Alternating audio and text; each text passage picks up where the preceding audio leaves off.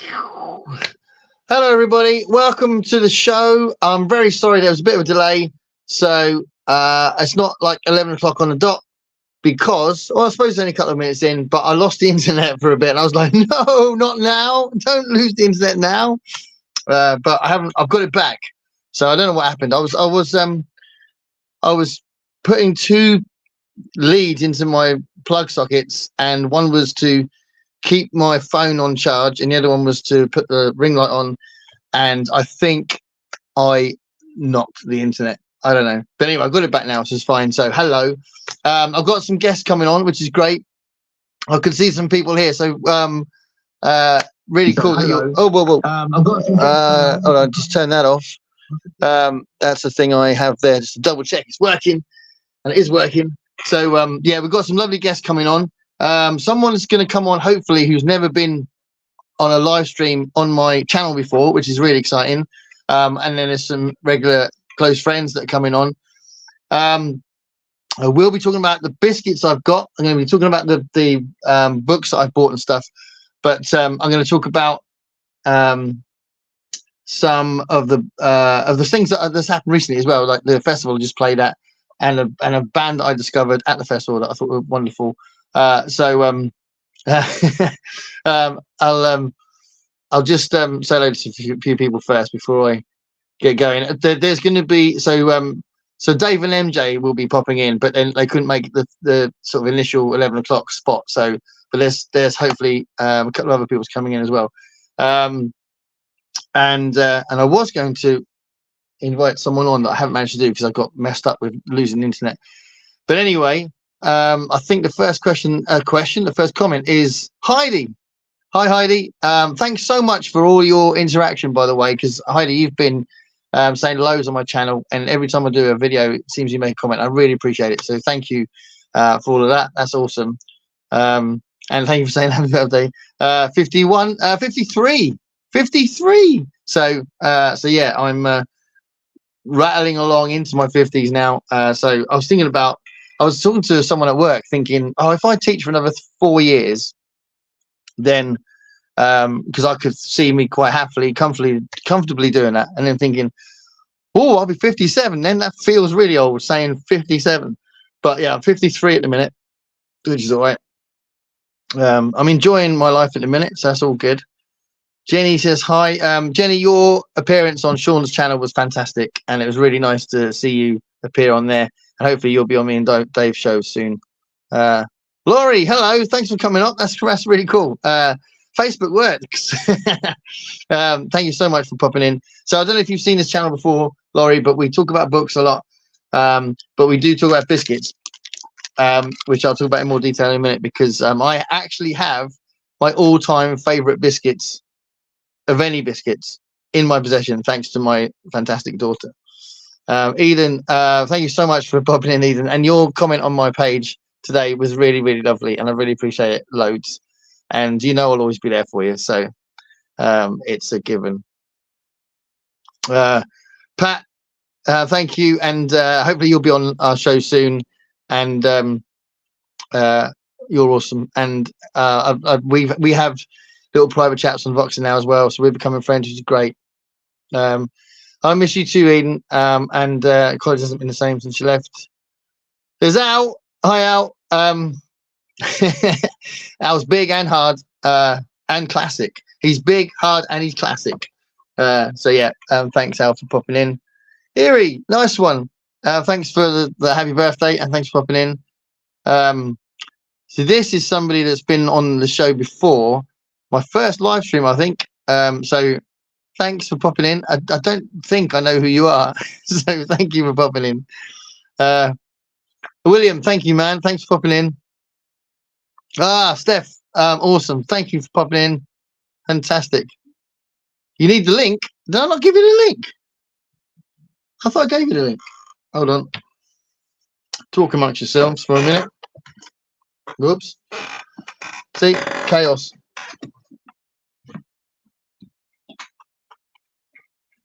Aha. Part of that chaos is I thought I was charging this up, but I wasn't. Oh, yes, I was.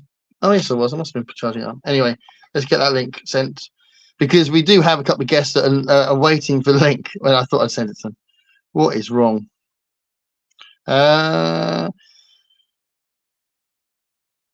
Okay.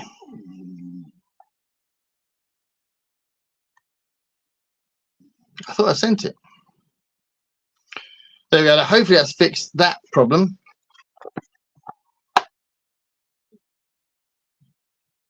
Good. Okay, so let's see what else we got. Hopefully we'll see these guys in a minute.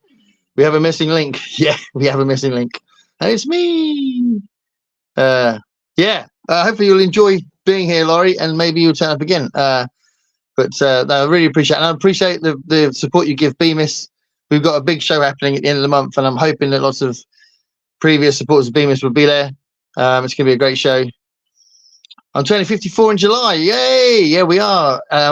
Generation X. The in-betweeners. Oh,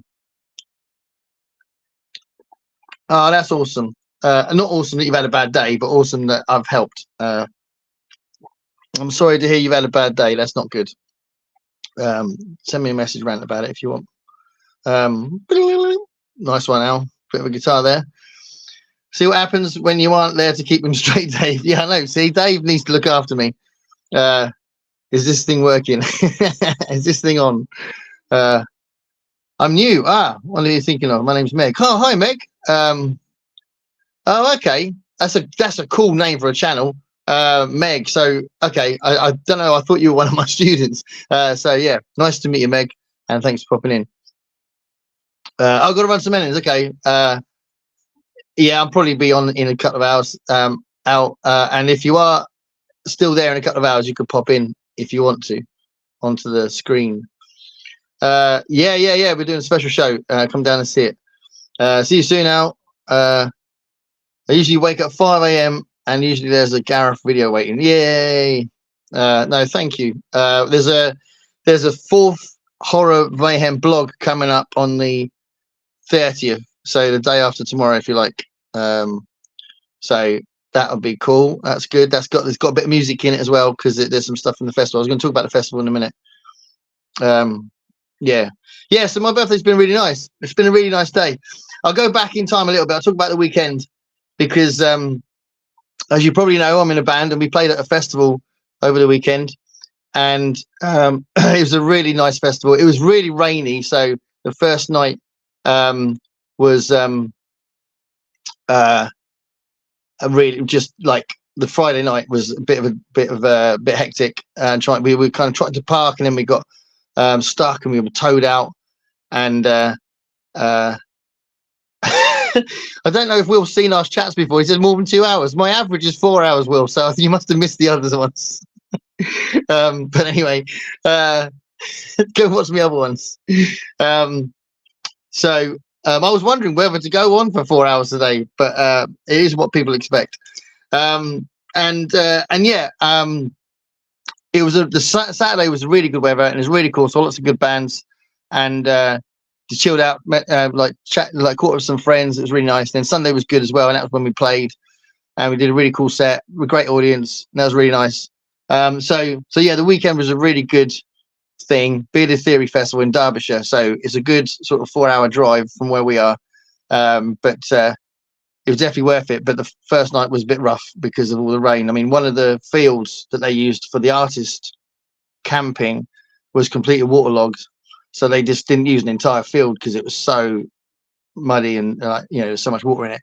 So yeah, that was so they had loads of issues themselves trying to run the festival, but it was really good. It's definitely one of my favorite festivals, so it's nice to play it again. We've done it about 7 or 8 times, I suppose. I'm not sure exactly how many times, but the first time we did it was in 2009, and a tornado ripped through the festival site, which was quite mad. Me and Louis were talking about it. He was only 8 when that happened. He was 8 years old when that tornado ripped through the festival. That was crazy, and it just flattened one of the stages, and 2 people had to go to hospital. It was crazy, but yeah, we've been back and forth since then, and it's really nice because it's a festival that supported us and asked us back a number of times. But yeah, it was really good. So So yeah, that was a little bit of a catch up on that front. And when I discovered a band called Veeble, don't know if you can see this very well, Veeble, and they're just fantastic. They got this sort of ska, punk, gypsy,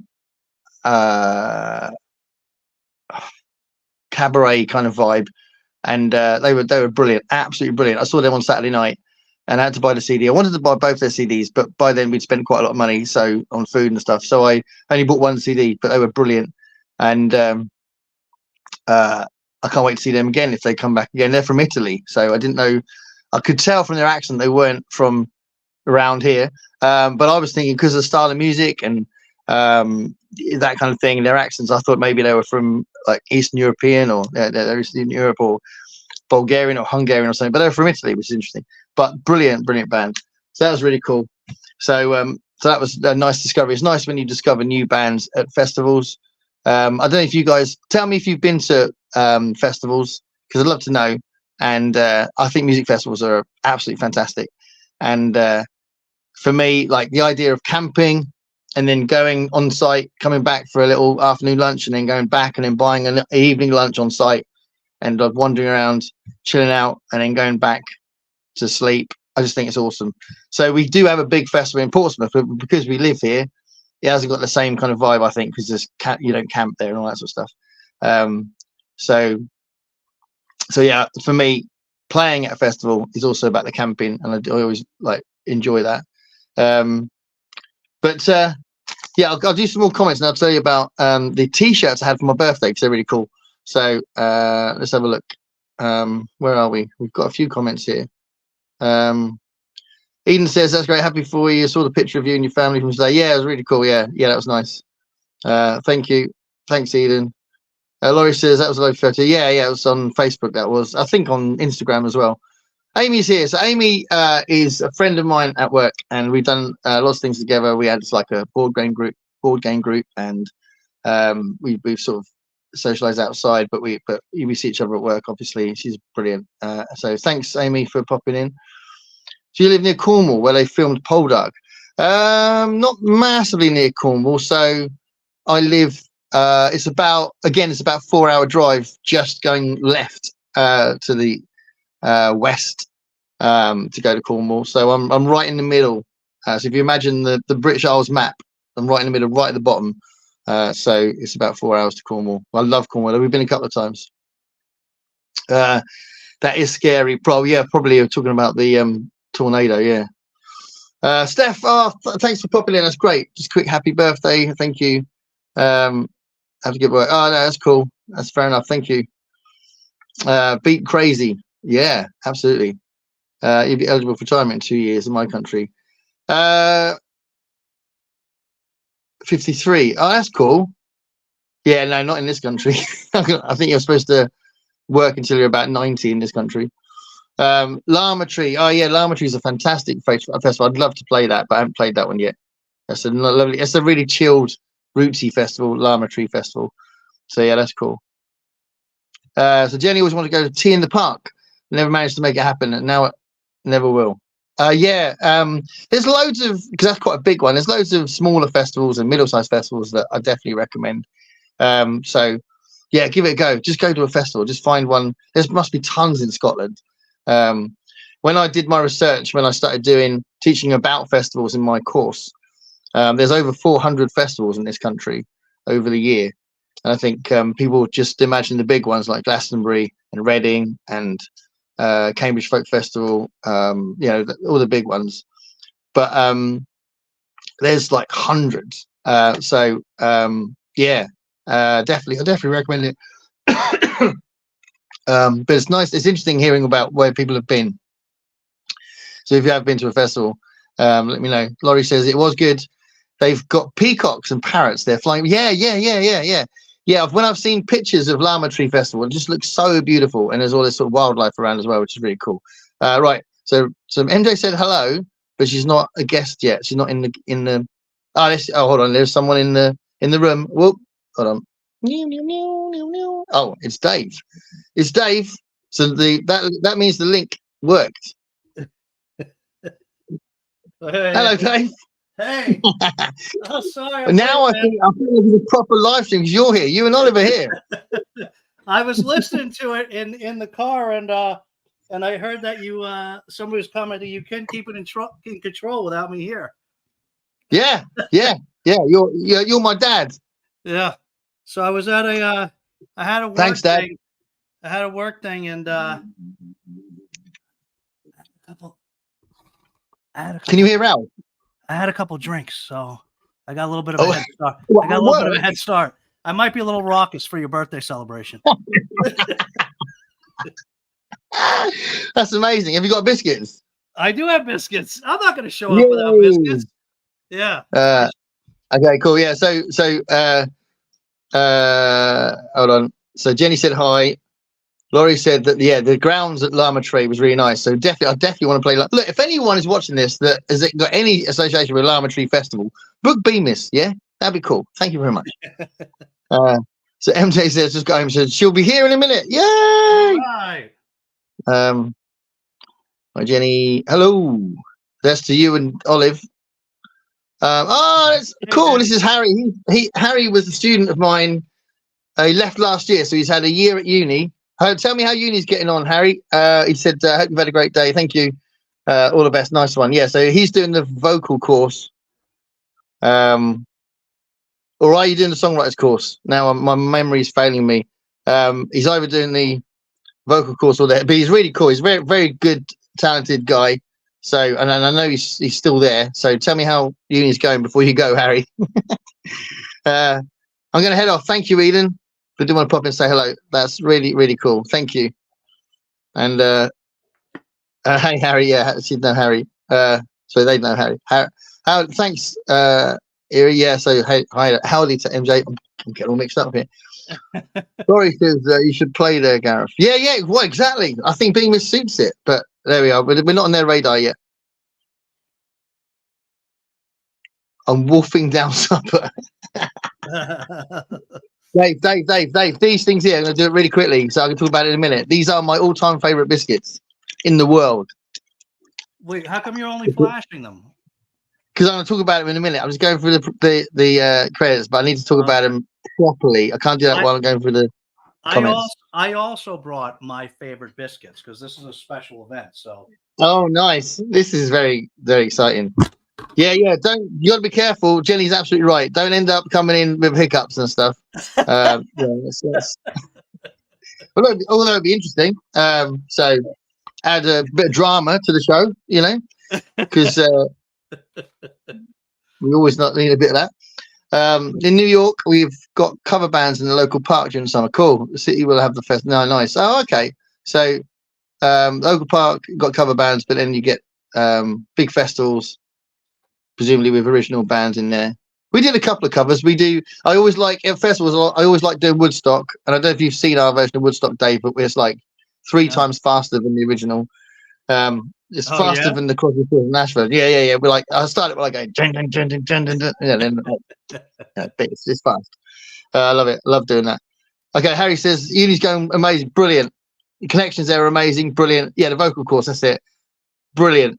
I'm very glad that you're enjoying it, and I'm sure you're going to get professional and out there showing what you do, and it'll be awesome. Looking forward to seeing your career develop, mate. He's really good. Awesome. And he's a lovely guy. Not custard creams. They're not custard creams. So custard creams are my go-to, right? But these ones, I'm trying to do it without too much reveal. These ones are really, You better not whip out Jammy Dodgers. No. These are really hard to get. Okay. These are hard to get. So when I show them, I can't tell you how pleased I was to have them given to me for my birthday. It was awesome. It was a great moment. And Dave might be the one who worry about it coming. I don't know what you're talking about, Erie. That's what I'm talking about. Big news. Erie sent me a message that all that talk about the British shops, Erie showed me, this just goes to show you how clueless I am. Erie sent me the link. There is a British shop 7 minutes from me. in my town Awesome. that I did not know was there. Clear the shelves of their biscuits. Go It's in a- there. I will have the bottom shelf, please. I'm gonna head down there this week. I can't believe I didn't know that was there. But this is typical of me because, like, this happens all the time. We drive around town, and I'll be like, "Oh, look at that new sandwich shop," and my daughter will be like, "Dad, that's been there for like 5 years." You know, this happens all the time. I'm so oblivious. I drive. Awesome. I drive by this British. I think it's a restaurant / shop. Is that right, Erie?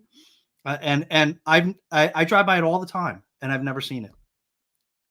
Can you believe it? Well, I need to know more. So take a photo, send it to me in the chat, I'll do a and little. go visit it, and then bring back. Next time we'll do is this thing on. I want to see British biscuits. Yeah, for sure. Even if they're like £4 a biscuit. Well, what would it be? $4 a biscuit. It's worth it, isn't it? Do you think They're worried now. You're absolutely pissed, and you're going to be like all over the place. Look at this. That's about Woodstock. Yeah. My wife taped some of the songs, and Masters of War is already up on the Beamers channel from the weekend. But I'm pretty sure she taped Woodstock, so that'll go up. And she taped People Live On, which is one of my songs. So that'll go up. But yeah, our version of Woodstock is much punchier. It's quite fast and loud, and but I love doing that at festivals. But most of the set was it was our songs. I say my songs, but it kind of splits between. We got 4 songwriters in the band, so I do most of the writing, but the sets always have songs from other people as well. Yeah, I like to share it out a little bit. Tim Tams, no. Thank you for the kind words, Gareth. It really means a lot from someone like you. Oh, thank you for that enthusiasm. I don't even know if I'll still be doing this. Oh man, yeah. Thanks, Harry, and yeah, keep doing it. And send me videos of what you do in your band, and the sneak a video of your assessments as well, because that happens. Sometimes my ex-students send me assessments, and that's quite cool. And they go, "Oh, I did this. I'm not supposed to. I shouldn't have filmed it, but here it is. This is what I did." And that's quite cool. Cool. Yeah. So where do you live, Dave? So I live in. I don't know where you are, Lorraine, but I live in Connecticut. It's I don't know if you're in the U.S. or not, Lorraine, but Laurie lives in Portsmouth. Oh, okay. Yeah, so Connecticut is in what we call New England, which is the northeastern part of the U.S. So I lived in the state of Connecticut, it's like pretty much right on the Atlantic Ocean. So I don't see a lot of British shops, but as Erie has shamed me into realizing, I'm also not very observant, so they could be all over the place, and I just don't know. You had loads of them, and you go like, "What is this? I thought they spoke funny, but I didn't realize." Restaurant and cafe with treats, yeah. People Live On. Thank you, Laurie. Yeah, People Live On is probably my favorite song of mine that I've written. Probably it's the one that we do pretty much every gig, and we've been doing it for 18 years. And that's a lot of gigs. So yeah, it's one that there's loads of versions online. So if anyone's curious, and it's on Spotify and all that, but it's about my belief that you live on through the things that you do in your community and for your family and all that sort of stuff, and your friends. That's how you live on beyond your life. Yeah. So yeah, but it's we have a lot of fun with the song as well, because like there's lots of soloing in it, and we bring the song down. And if Louis in the band, he started doing this really cool thing with delay and on his guitar and like on the wah-wah pedal and stuff, and it's like really cool, like little bits like that. Cool. But yeah, we've been doing that song a lot. Cliff's here. Hi, Cliff. Look, Cliff, if you're still there, if you're around for a bit, I could send you the link and have you on screen, because you haven't been on our show yet. Yeah. And if you're around, if you want to do it, then just say yes, and I'll send you the link. Because it'd be nice to have you on. I think we're going to have Brian from Bookish on at some point soon, which would be great. He said he was up for it, but he couldn't do the first bit, so he might appear. I'm keeping my eye on the guests bit here down here. Yeah. In case someone turns up. He's not hardcore like us, I guess, right? Yeah. William said, "Are you going to do a long one like Kelsey?" It's like, we tend to do long ones, don't we? Although, every now and size doesn't matter though, does it? then. Should we talk biscuits for a minute? Yeah, Or sure. should I talk about? Oh, I'll talk about my t-shirts I got because it's pretty cool. So this is I'm wearing one of the t-shirts I got for my birthday, which is Marvin the Martian. Yeah. So that's pretty cool. And then I've got awesome. That's cool, isn't it? And I've got a t-shirt. Cool. Or I get loads of like Looney Tunes kind of stuff because I love Looney Tunes. And I've got a Cheers t-shirt. Oh, nice. Yeah. Excellent. So I'm a massive fan of Cheers. You are? Okay. Yeah. I love Cheers. I've got the box set, which is a pretty big thing to do for a sitcom that gets shown every day anyway. But I just really wanted it, so I've got I've got the box set on DVD and that. But yeah, big fan. So that was cool. Are you a fan? Sorry, go ahead. Finish. No, go on. I was going to say, are you a fan of the Frasier spinoff? I haven't seen the spinoff yet because it's not. I think it's on Paramount Plus, and I don't get Paramount Plus. No, but the original. The original. I love the original. Love it. Love the original. Yeah. Brilliant. Absolutely brilliant. Yeah. My wife and I, we love that. We love Cheers, but we especially loved Frasier, the original Frasier. We met. My wife and I met Roz in a bar one night. No way. It was like one of the coolest nights. Perry Gilpin. Yeah. He's really cool. It was like one of the coolest nights of my life, actually. I just walk up to her and I said, "Are you Perry Gilpin?" I knew she was Perry Gilpin, but I'm like, "Excuse me, are you Perry Gilpin?" She said, "Yeah." I'm like, "This is my wife," and I introduced her, and she was so gracious. She was so gracious, and she was like really super nice.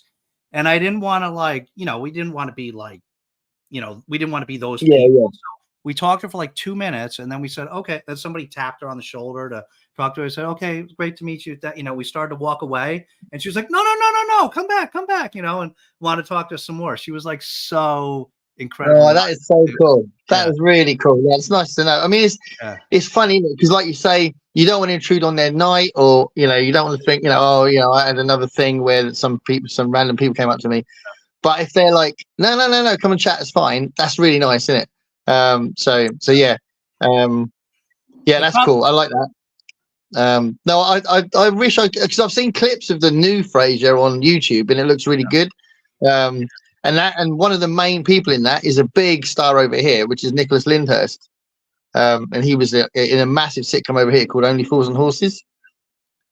Which one is he in this show? So he plays like.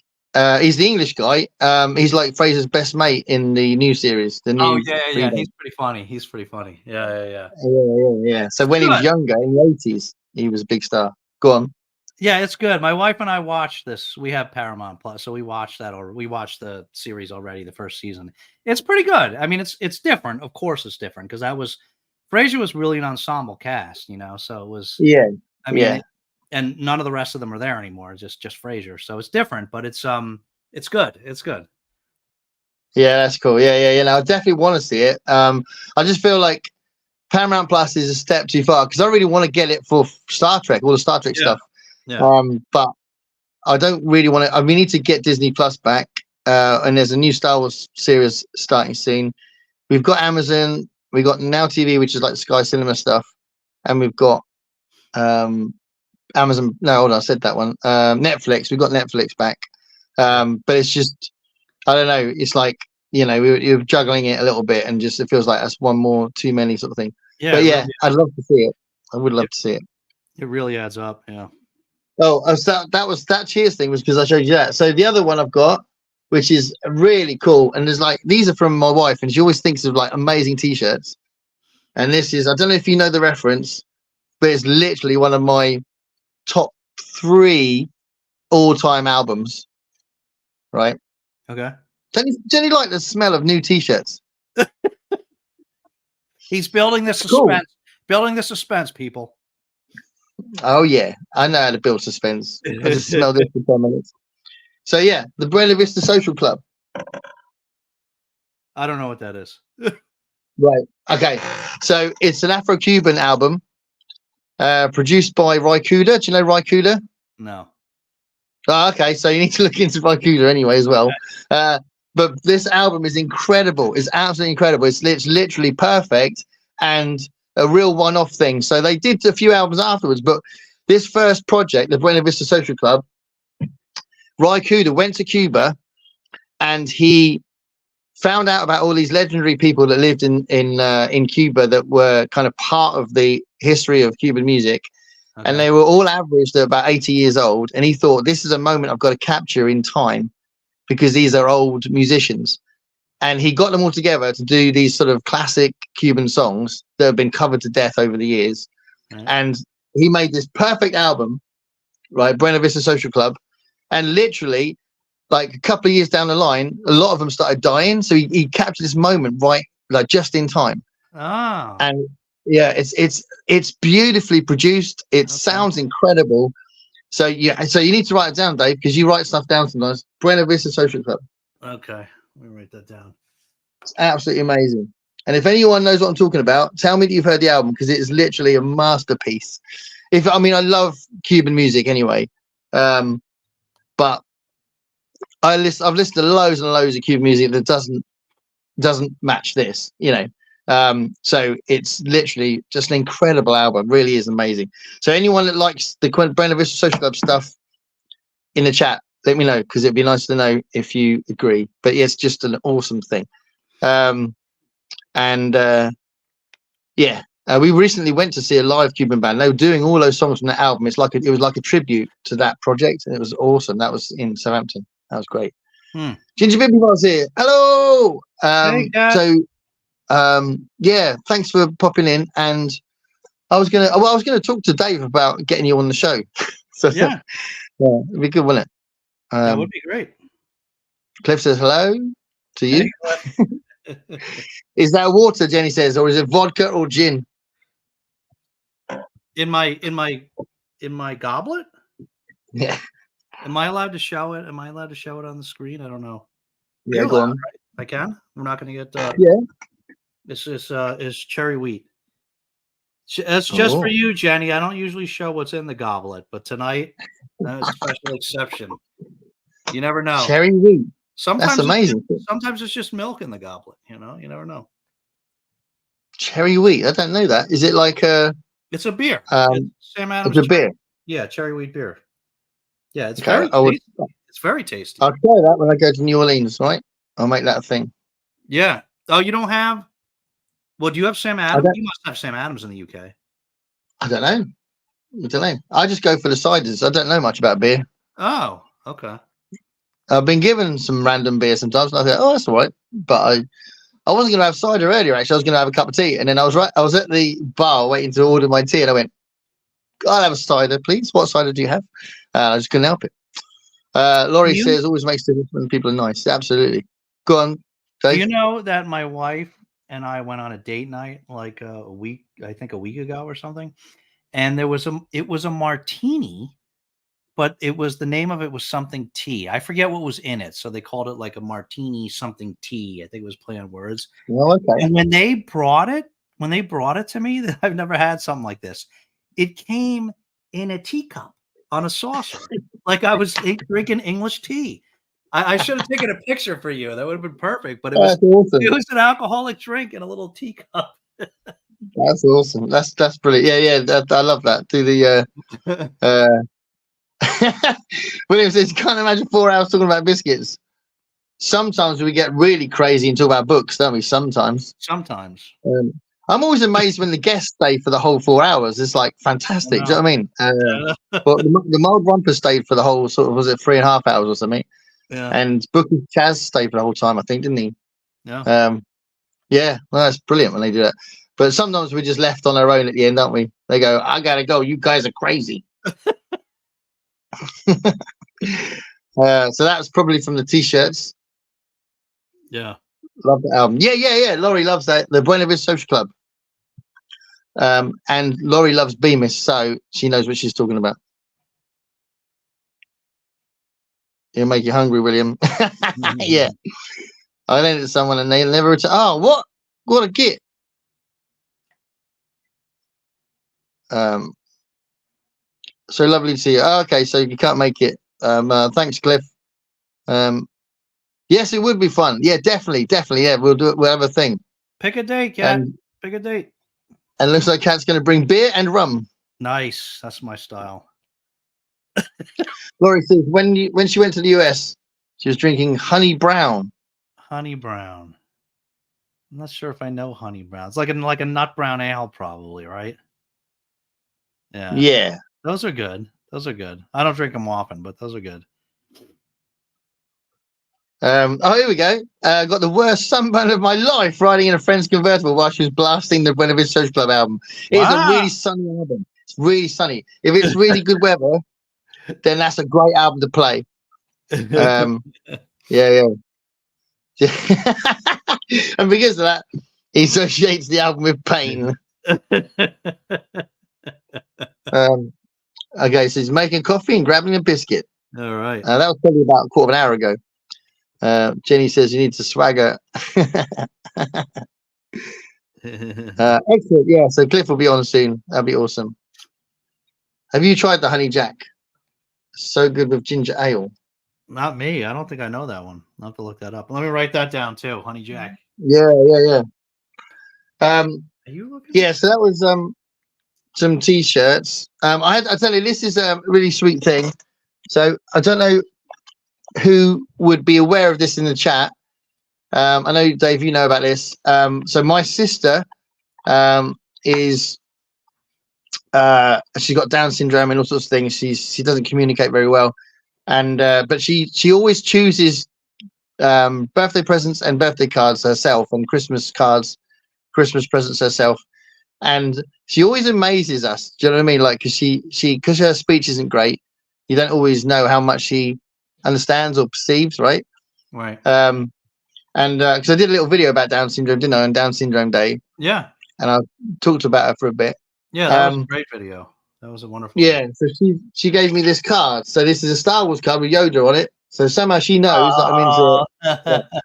Or it's Grogu in it. It's got Grogu on it. It's got Mandalorian thing there.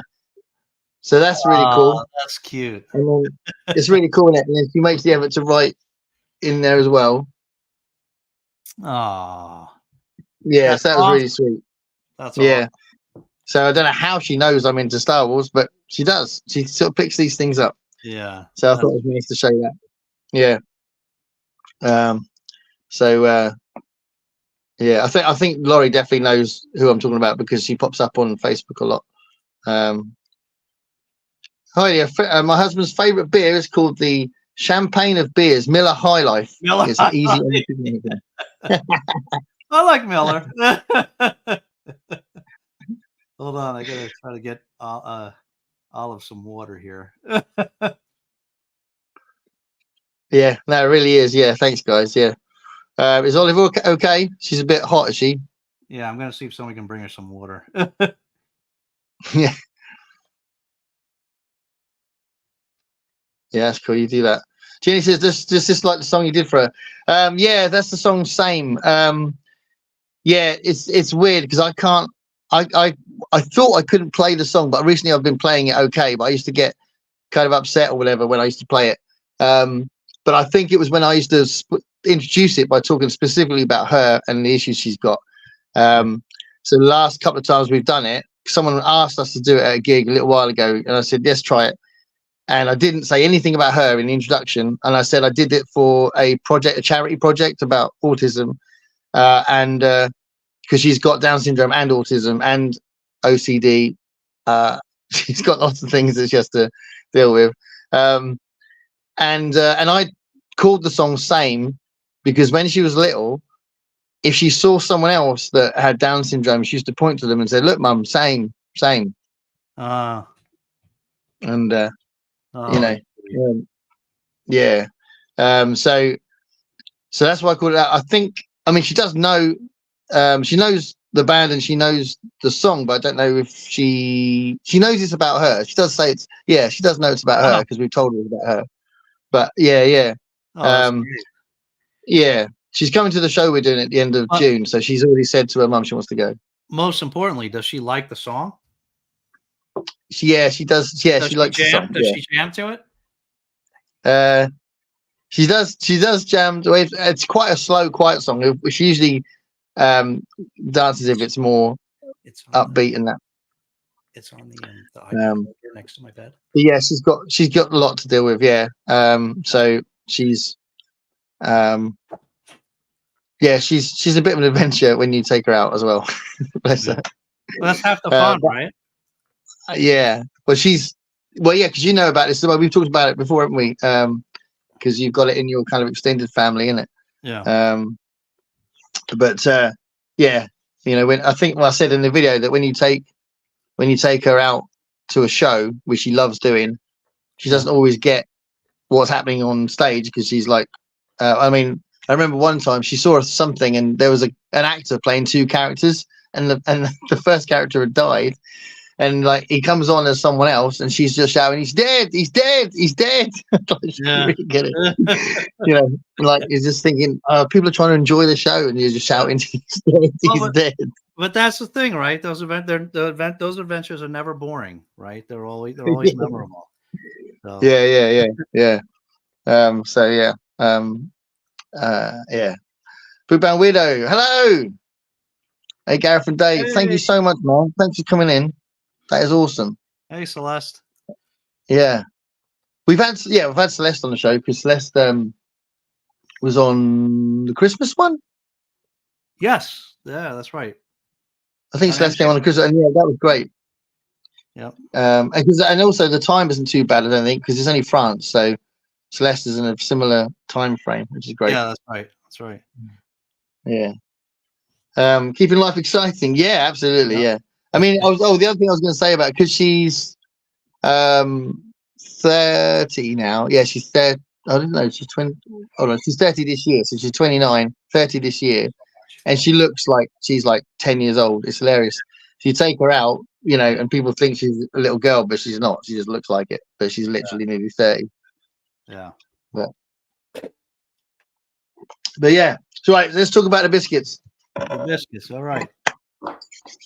So we had oh, that's cool. Thank you. Thanks, Celeste. So yeah, so much fun for me. Yeah, well, you know, you have an open door as well as coming back on, and we'll send you a message to it properly as well. We'll just wait for you to invite yourself, but we're very cool. Can you imagine that if we did that? That's what we do. We just invite ourselves on the show. So. Whoa, look at this. Cliff said, sorry guys, my wife is more fun than you guys. Okay. I get it. Wow. That sounds a bit saucy. I don't know. It does sound a bit saucy, but that's okay. We'll let him have that. We'll let him have it. Yeah, hi to Anita too.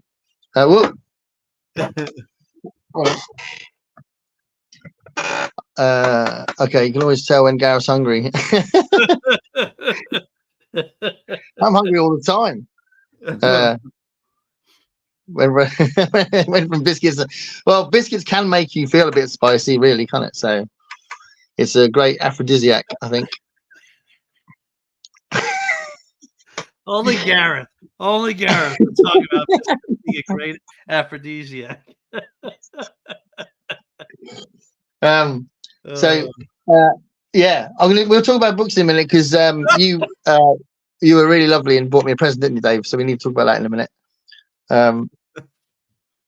Celeste is gonna put a butt in someday, which is interesting.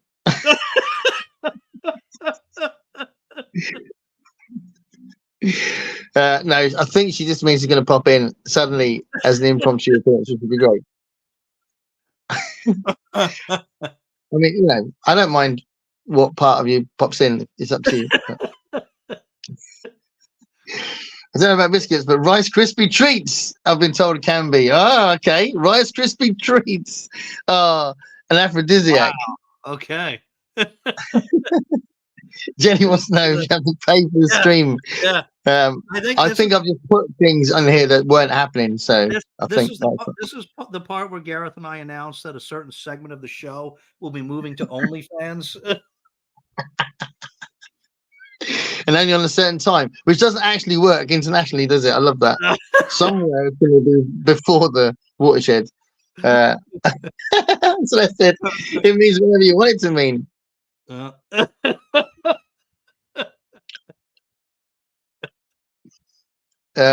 This we might have scared MJ off by being so filthy on this channel. Maybe, So maybe she seems to have disappeared. yeah, she said, "I'm just going to get a biscuit," and then she listened. I ain't going on that. What are you saying? All right, let's see your biscuits. Biscuits. You've been talking Right, about biscuits. hanging these. You've been dangling these mystery biscuits for half an hour now. Let's see them. First thing that happened today, I opened I actually got the mail this morning, which had your present in it, which is awesome. But my son was already here, and so I had a present from him and my wife and all that. And then after a couple of hours, my daughter arrived because we're going to all go to Brighton, and she said she got me these, and these are oats flip biscuits from Farmhouse, right? Farmhouse biscuits. Can you see that? Farmhouse biscuits. Yeah. Right. They are amazing. So they are oat biscuits, but they're not just oat biscuits. There's something about the perfect combination of taste you get in this that is just. Are they like oatmeal cookies? Like it's like, so we talked about hobnobs before, yeah, which are like oat biscuits. But there's something really they're quite buttery. They're very crumbly. It's just amazing. So I'm gonna try and demonstrate when I open them, and like maybe you'll see. We can witness the orgasm on your face, probably. Well, as I said, aphrodisiac. But the thing is, these are not very easy to get. So if you buy these on Amazon, they're crazy expensive. And really, a pack of what? 1, 2, 3, 4, 5, 6, 7 biscuits should not be that much money, right? But they're like £14 or something stupid like that from Amazon, right? For 7 biscuits? Yeah. That's like 2 pounds a biscuit. I know, it's mental for a biscuit like that big. It's crazy. That biscuit better give you an orgasm if it's going to be 2 pounds of biscuit. I think they know. I think they put something in there. They know that that's going on, you know. Wow. Yeah. So apparently my wife was going to get me some of these. I ain't spending £14 on a packet of biscuits, so it didn't happen. But then my daughter said to her, she did a search to see if there was a shop somewhere that sold them on the shelves. And basically, her and her friend made a day out. She went to Wickham, which is about, I don't know, half an hour, 40 minutes away. So a different town, and went to that shop and bought some for me, especially for my birthday. That's a child that loves you. How cool is that? Yeah. That's cool. That's cool. That's cool, isn't it? I wonder if I can find those biscuits in this British shop down the street. Yeah, maybe. I mean, it's not a very big brand, so I don't know. But if you can get hold of these, honestly, I cannot recommend them enough. They are so gorgeous. Okay. Trying to make sure there's no glare. Okay. Farmhouse biscuit. I need to see you eat one. She said to her friend, "Can you?" She said, "Do you want to go to Wickham? Because I want to get my dad some oat flips." And her friend's like, "Yeah, right." Brilliant. So it might be like you might be able to see just from like you can sometimes see how crumbly a biscuit is just from looking at it. You know what I mean? I'm not gonna eat it sexually. Do you know what I mean? Like you would an advert. You know, I'm not gonna do that. Don't panic, people. That's not gonna happen. It's not gonna happen. It might accidentally happen, but that's not my intention. I think probably half the people here are looking forward to it. So, all right, go ahead. So that's what it looks like. Yeah. If it was the size of my head, like it is close up, yeah, it might be worth 14 quid. But yeah, it's not. It's only small. But can you get a sense of its crumbliness? It looks very crumbly. It does. Yeah. It's amazing. Its bits dropping off. Look, that was 2 quid just went just then. Dogs, you can't have that. Yeah, it's expensive. I'll lick it up, right? So yeah, exactly. Yeah. Jenny just said you're not gonna imitate the flake adverts. So I was thinking about the flake adverts when I thought I'm not gonna eat it like the flake adverts. So just to kind of when you have a free moment after this chat, right? Look Yeah. up UK flake adverts, Okay. right? Over the years, we've had these adverts for Cadbury's Flake, right? And they're long sticks of chocolate that are kind of flaky and they crumble when you eat them. And basically, over the last few decades, there's been different adverts on TV where some model will very sensually eat a Cadbury's Flake with some sort of dramatic music, and obviously people rush to buy the flakes because you can't resist that. So yeah, and you can tell what age someone is by what Cadbury's Flake advert they remember. Hold on, 2 seconds. 2 seconds. 2 seconds. Yeah. 2 seconds. Hold on. That's right. I go back a bit because everyone's probably thinking, "I need those biscuits." So where are we? Still no MJ. All right, hold on. Brian, Emma, nice one, Brian. Thank you. Hey, Brian. Gareth of the Naughty Biscuits. This is probably the dirtiest I've talked about biscuits in all our chats. Probably. She's Watson DeGarda and they're Shine retiring. Biscuit foreplay. That'd be like, no, I'm not going to go into what that might be. That would probably be saying far too much about my imagination. Yes, we will be bringing biscuits to the Red Rooms again. So we've got a big show at Red Rooms next month, and there will be biscuits on the tables because that's what we do. Depends what you put in them. Food porn. That's right. That's what we do here. Should we get MJ in? Yeah. Oh, is she in there? Yeah. Hey. Hello. Oh, look at What that. is going cup. on? Hello. Happy birthday. Happy birthday to ya. Happy birthday. What's going on? Well, we're being quite filthy about biscuits. Yeah. No. We thought maybe you were listening, and that's why you didn't come on. I got a box of biscuits, baby.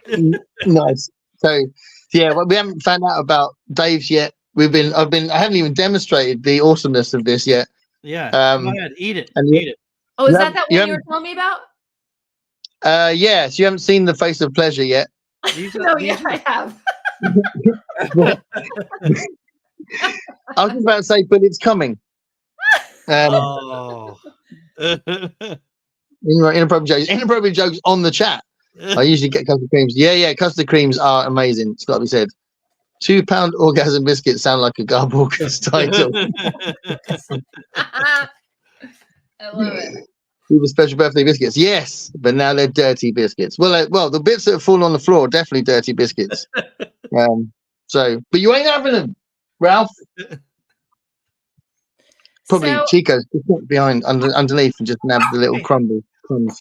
I've got biscuits. Olive just pretending. Ralph, go. Well, hold on.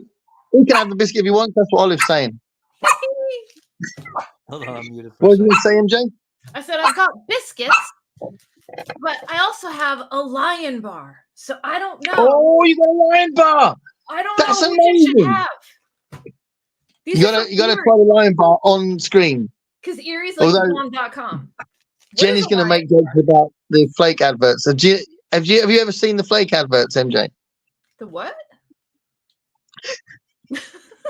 It's a huge UK phenomenon,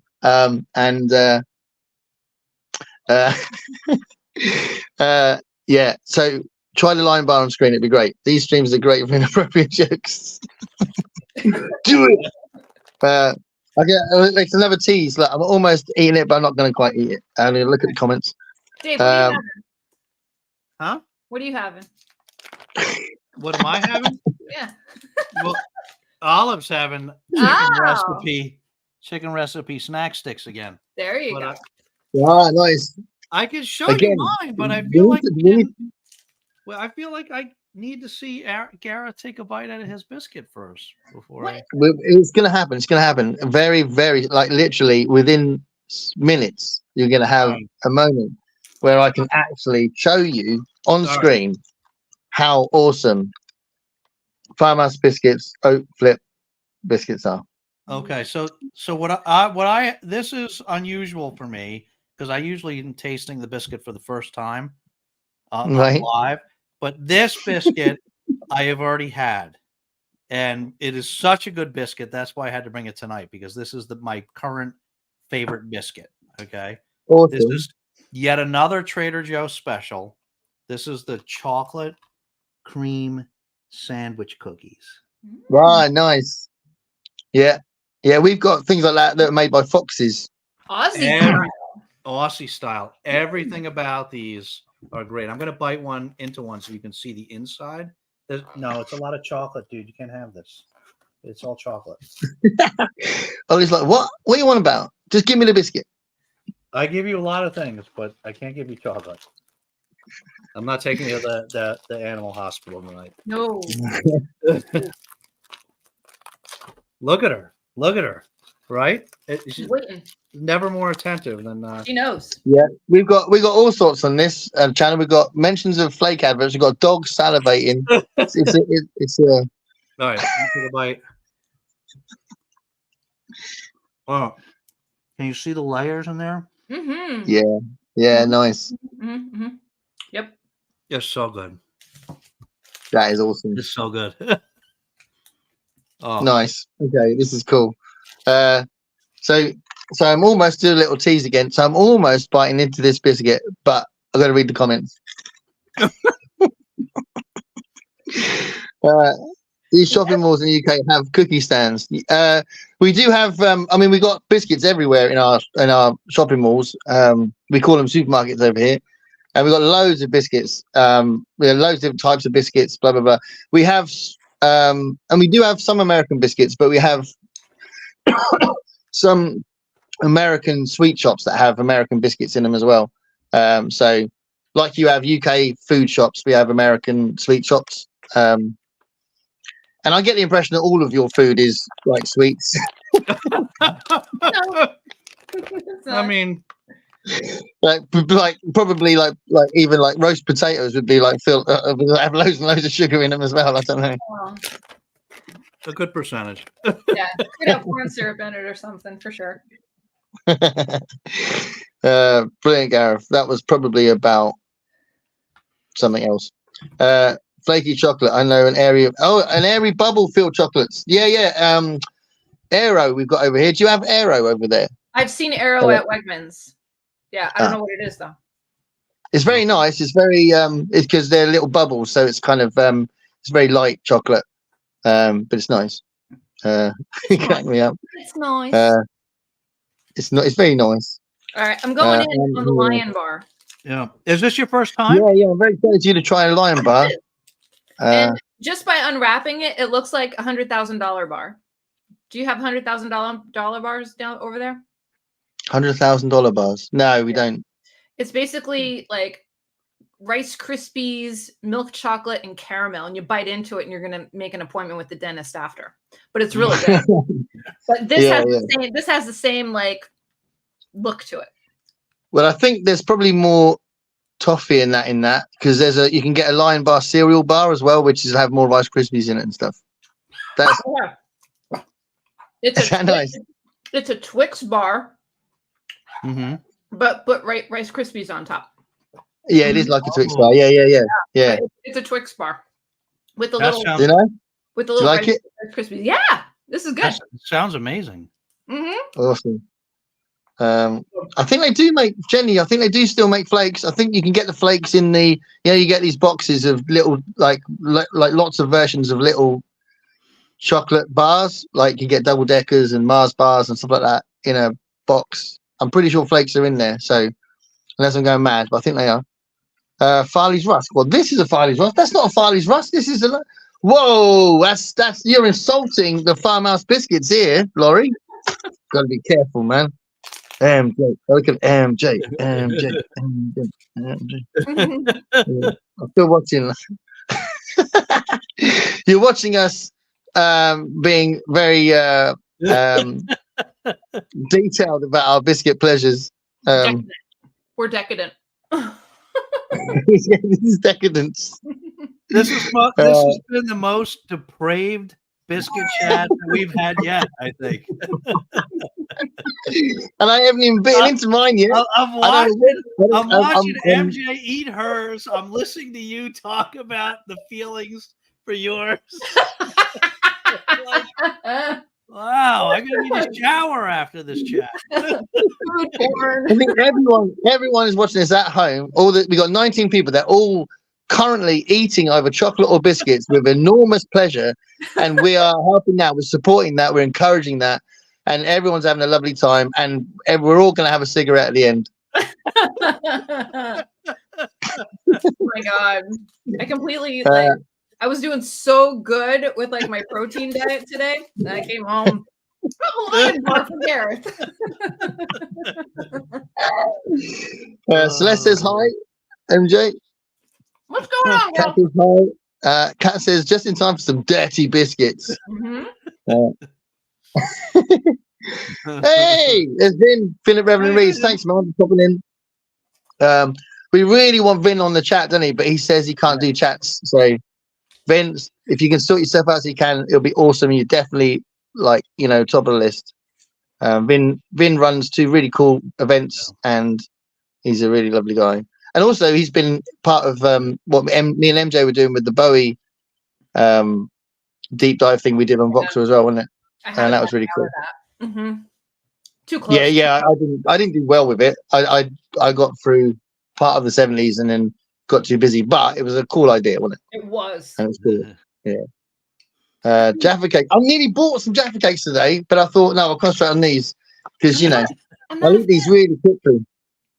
I'm not a fan of the Jaffa cake. You're not a fan of Whoa. Sorry, what was that? I'm not a fan of the Jaffa cake.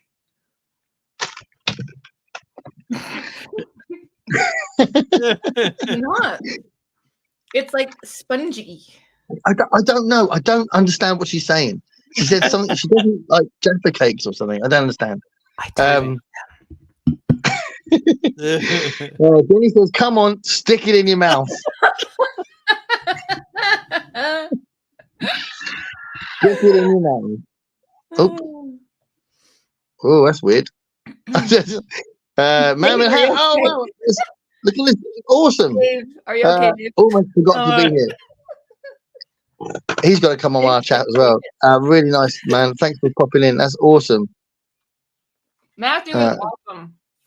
Yeah, Matthew, awesome. Yeah. Not those expensive ones. I'll go grab some Saga wafers. Is that Saga wafers? We have wafers. Penguin bars. Yeah. Well, yeah, it could be like penguin bars. Yeah. That's the ones that you had, Dave. They could be like penguins. Have you ever eaten a penguin? No. What's a penguin bar?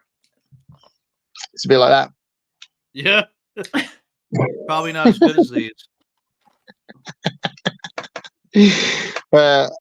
Cliff is really wishing he was here, munching on a biscuit. Look at that. Yeah. Just Cliff, grab some biscuits and join in, my friend. Yeah.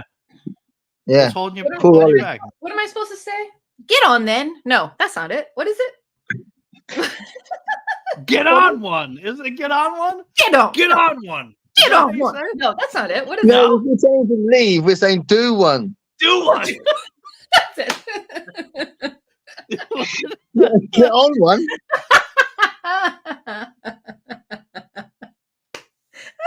I love that. That's get our on Americanized. One. That's our Americanized version, right, MJ? I got it right.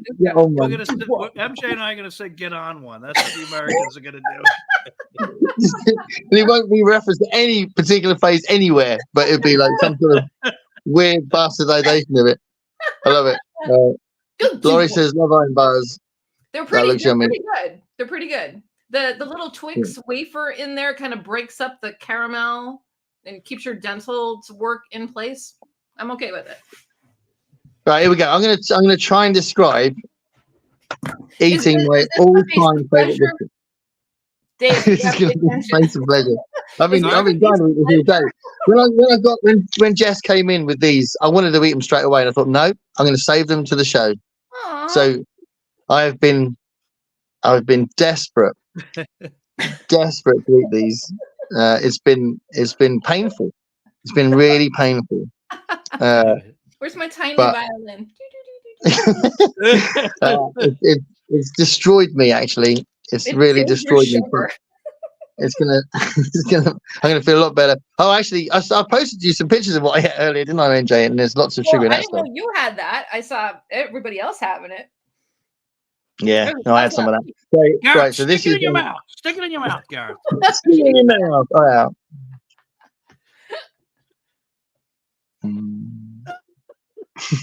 It's like in a deep meditation. It's a religious experience. Is it crumbling? Is it crumbling in your mouth? It's crumbling all over my mouth. It's probably going to keep crumbling as it goes down my esophagus into my digestive system. It'll still be crumbling. Nobody's gonna flag this live. Oh my god, it's just incredible.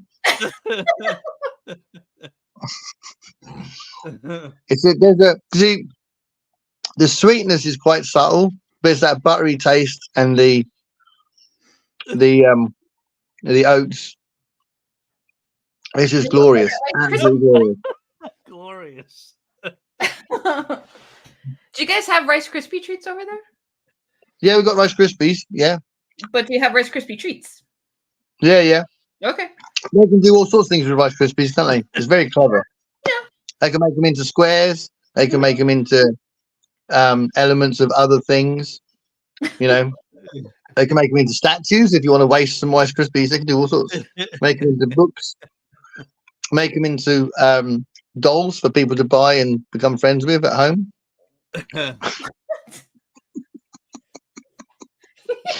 But yeah, I recommend these because these are amazing. Look, I've only got 6 left though because they only get 7 in a packet. What a rip-off!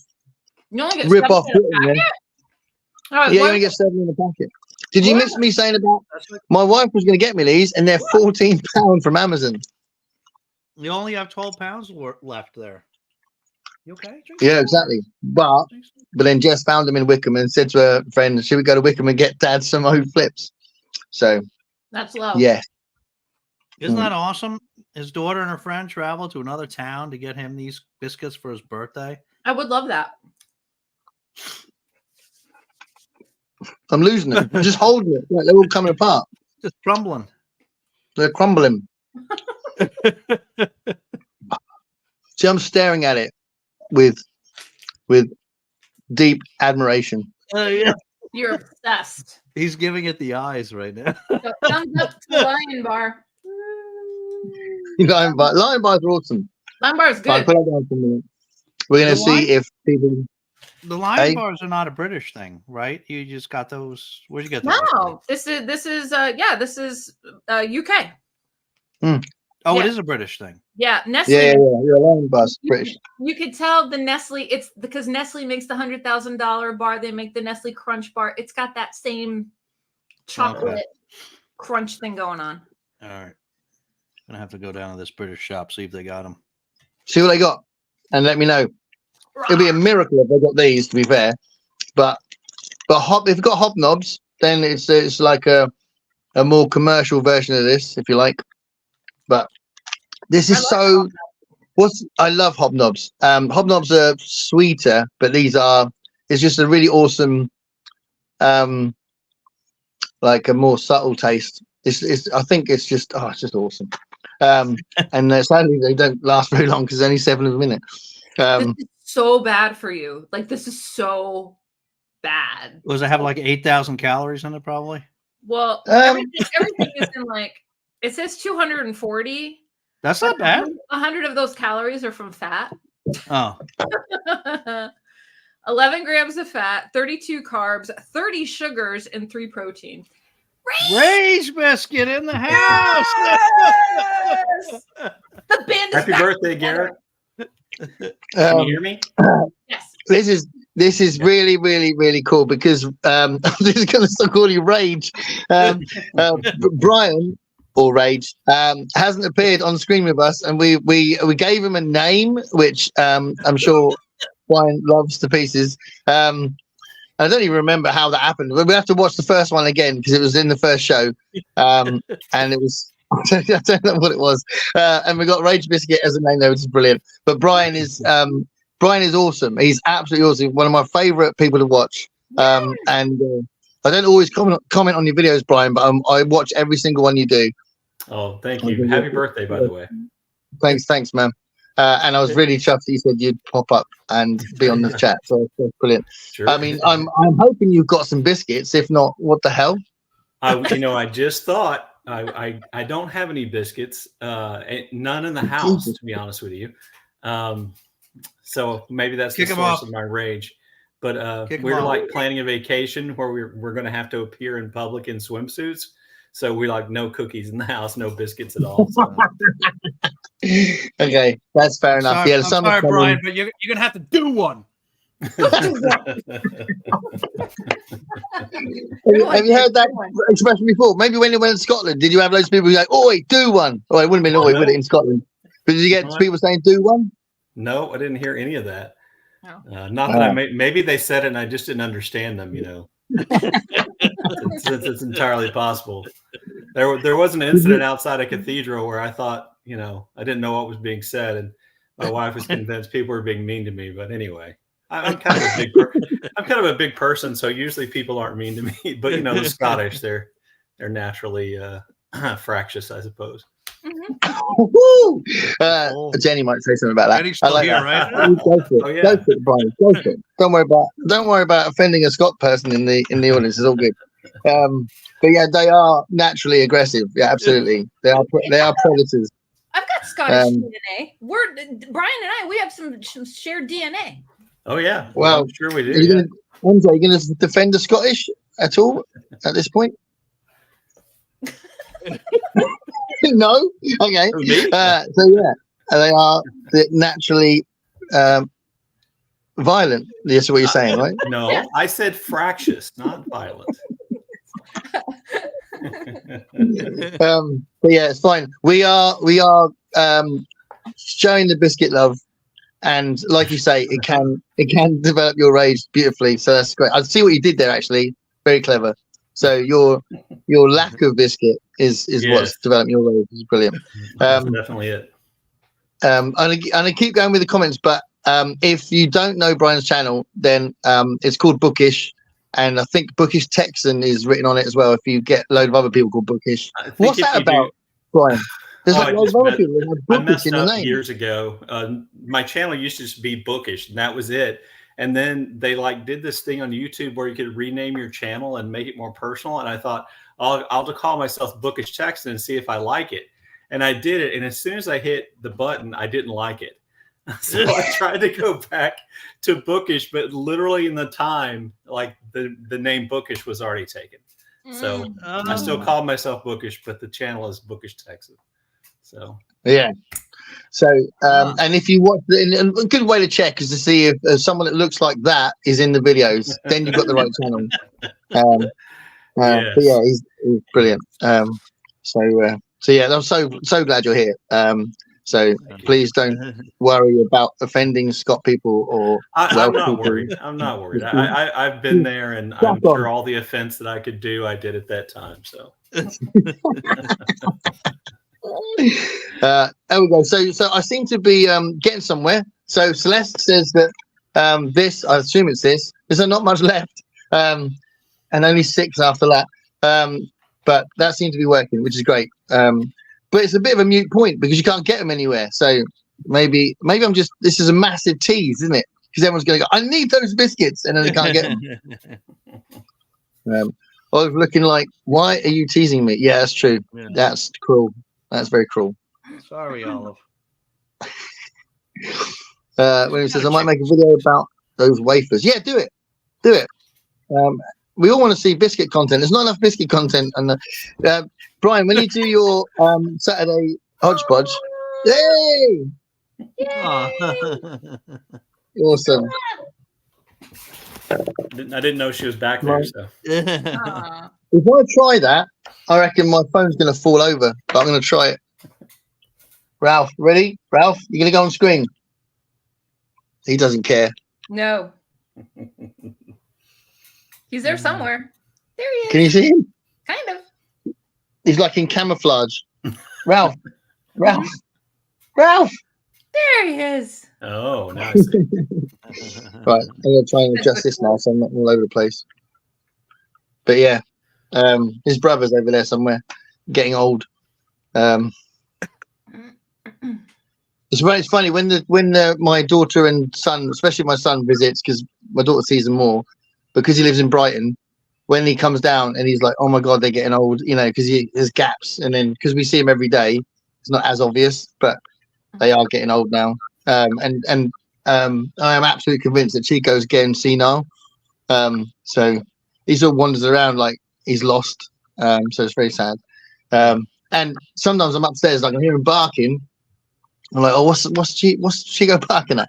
And I come down, he's barking at the wall. He's going, whoa, whoa, whoa, whoa. And I go, Chico, and he goes, and he stop. Yeah, it's weird because you can see it because they have such sort of lifespans. You can see it happen so much more quickly. Like her Olive's sister. Olive's 4, but her sister is 9, and her sister is like much more like Olive. You've seen Olive. She's not like super athletic body, right? She's like part Maltese, so she's kind of short and stuff. But when we go on our walks, like her sister has a much more athletic body.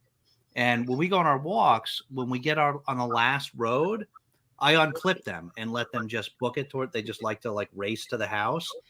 But I have to let her sister go like 5 seconds before I'll let Olive go because Olive, even though Olive's like this, chunky little, Olive will overtake her in like 10 seconds because the other one's just getting older. Yeah. But that's another weird thing because we're all dog people, which is cool because you can all chime in about what happens with yours. But so Chico is definitely, I mean, they're both 16. So they're definitely the last years, but they're both small dogs. But so Chico's kind of wandering around in the days, they walks very slowly around. But as soon as we take them out, we take them to the park down the road, they just act like puppies again. It's just hilarious. Yeah. And because they're little, random strangers go, "Oh, how old are they?" 16. What? So it's funny. Have you two underneath, MJ and Brian, have you had like old dogs that you've seen go through that? Well, Ike, we just had to put Ike down about a month ago. So he was almost 16, but he was just falling apart in every way possible. And I don't think anybody who saw us walk him on the street thought he was anything other than 16 or 15. So he was looking pretty scrappy there at the end. But yeah, so we had him from about 8 weeks till 15 and a half or so. So yeah, he definitely went through that. And Zelda, because she's a Great Dane, I think she's about 5 now. She's about middle age. Probably. So yeah, her face has kind of turned white just in the last year or so. But we actually had her on a diet, no biscuits, and she's she slimmed down a bit, which is good. The vet was worried that she was too fat. She was going about 250 or about 150, I think. And so she's about 140 now. So look, she's even looking. She's like, "You're talking about me." Yeah, right.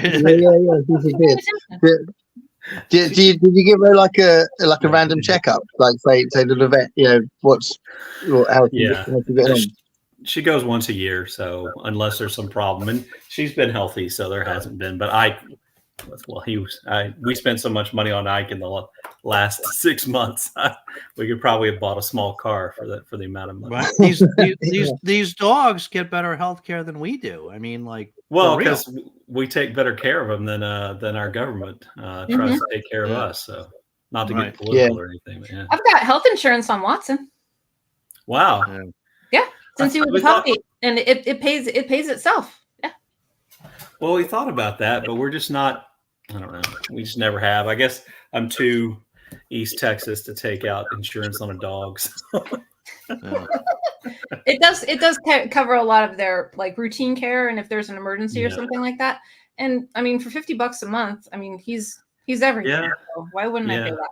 Yeah, I've heard it's gotten better because I never thought of it when we first got her sister 9 years ago, and and I'm walking down the street. I just started talking with a guy I didn't know, and it came up. He says, "Do you have pet insurance?" I was like, "No," and he said, "Yeah, I didn't think I'd get pet insurance either. I always just thought that, if anything happened to my dog, I just get another one."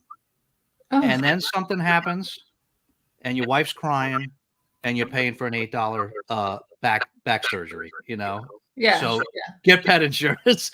So I did, but then it didn't cover anything. So like it had to be like it had to be like some extreme emergency for it to be covered. But they tell me it's so I canceled it. But they tell me it's gotten better. It's come a long way, and now the big umbrella for pet insurance is nationwide. So if that tells you anything, like Watt just had routine checkup, all that. It probably came to like $300 some, and I probably got $250 back. Really? All right, I got to look into this again. Yeah, and you have to get it before all of the chronic stuff. Yeah, like you can't get it right when they're getting older because you're going to be paying, more. So it's best to get it as early as possible, knowing that you're going to have your dog for a long time. All right. Yeah, but it's good. Yeah, I mean, we going back to what Brian said about when I first met my wife, she had a Pekingese called Cleo, and she kind of grew up with her. So she was the dog that she grew up with, the family dog that they had others, but Cleo was the one that was like her dog. And I got to know Cleo really well, and I ended up being my dog. And she lasted till she was 17. But when she was 17, she was blind, she was deaf, she could barely walk, and we thought that she was.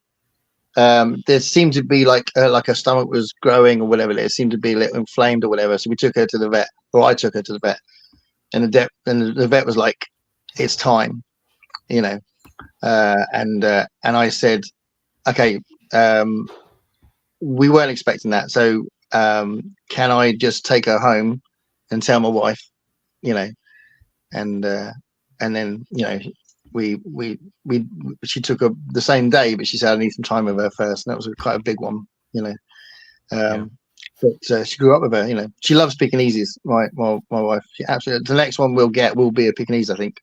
So, but they're stubborn dogs. They're hilarious dogs. They are really stubborn. So us on the bottom, we're the big dog people, and you guys are small dog people. Yeah, I am. I mean, I've only really had small houses and flats, really, so that might be a part of it. Yeah. But also, I think I do prefer middle-sized dogs, probably not tiny dogs, but middle-sized dogs probably more for me. I mean, the one that I grew up with was a cross between a Whippet and a Labrador. Yeah. Yeah. And she was like, I loved her so much. Yeah, she was an amazing dog. So she could run away and get lost really fast. Yeah. Yeah. But yeah, these ones. I mean, we had their mum first, and we wanted their mum because my wife's mum had a dog that was a cross between. He was called Max. He was a cross between a Westie and a Shih Tzu. So kind of middle sized, kind of a big version of those two dogs, really, because Shih Tzus can be quite small, can't they? And Max was such a gorgeous dog, and we went, we're gonna have one of them.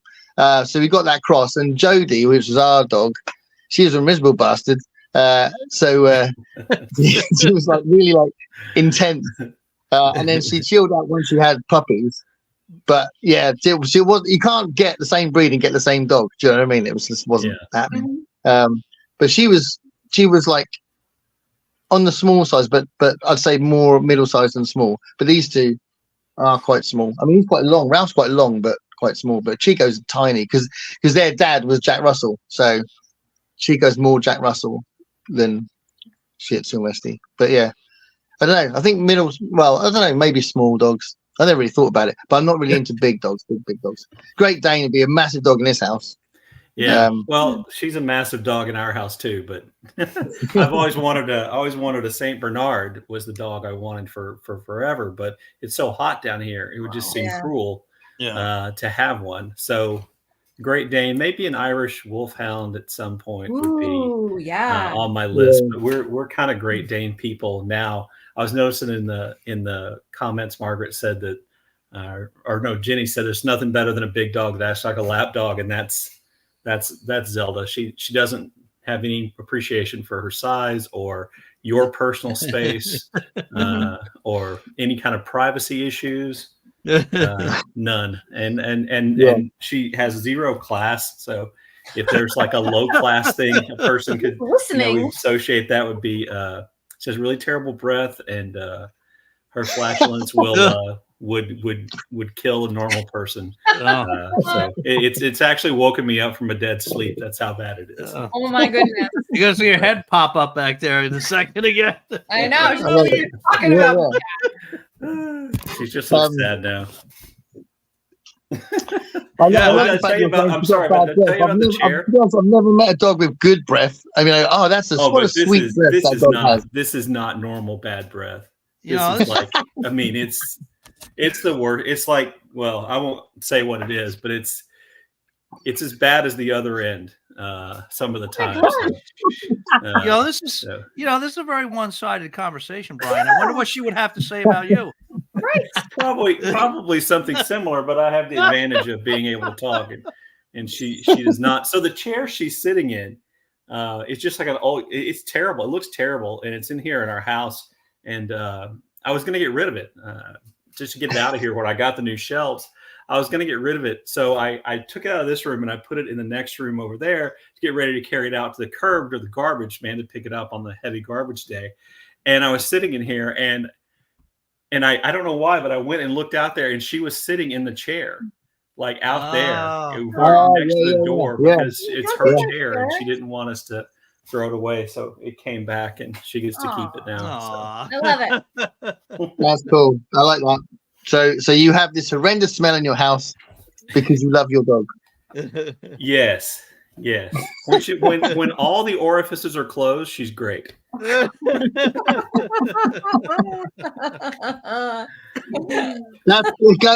got to make a comment after that. When all the orifices are closed, she's great. That's the quote for the day. There we go. I thought we stopped talking about that, but now we're talking about orifices. Sorry. Okay, that's cool. You crack on, mate. It's awesome. You didn't know you were going to get orifices when you invited me on, did you? Yeah. Brian, let's talk about orifices. Biscuits and bits. It was already pretty depraved. We didn't Brian, let's talk about arse breath. Well, I am an expert thanks to Zelda, so. I love it. Okay, so Laurie is now eating an entire packet of biscuits and loving life. I envy you. Biscuits are amazing. They are. What are what's that? Fox's chocolate biscuits? What's that? So Fox's is I think on my Christmas show I talked about the box of Fox's chocolates I had. They're like chocolate covered biscuits, and come in a box. And I try and persuade my frustrated wife to buy as many as we can. And now I've got diabetes. I can't really have much of an argument. She's like, "No, you can have one, and that's it." But say that, and then you eat like a whole box of cookies every time the show's on. Right. Sorry, biscuits. I forgot. So bad. Brian. Oh, it's amazing. Brian, I say every time that there's a hospital only a little while away. Actually, I'm using my phone, but I can call my wife and she can phone the ambulance. It's fine. If anything happens, it'd be a great moment, a bit of drama moment in the show if I ever actually get whisked off. But with the Tories in charge, could you get in? Could have a stroke. That'd be interesting, eh? I said, with the Tories in charge of your government right now, is the hospital open to get in? I mean, are they cut back and you only have emergencies 4 hours a day on alternating days? Yeah, so far they've managed to pulverize the NHS really in disguise, so it's not really obvious. But who knows? I mean, they don't care about the NHS, but the rest of the country do. So, we're very proud of the NHS, but it's getting sold under our feet. We love the NHS. I do too. Yeah. I mean, I'd say most. A lot of European countries have an NHS, don't they? Yeah. Yeah. So we're not alone, but yeah, the Tories don't seem to care. They say they do, but it's very scary what they're doing. But I don't know. We've got an election coming up.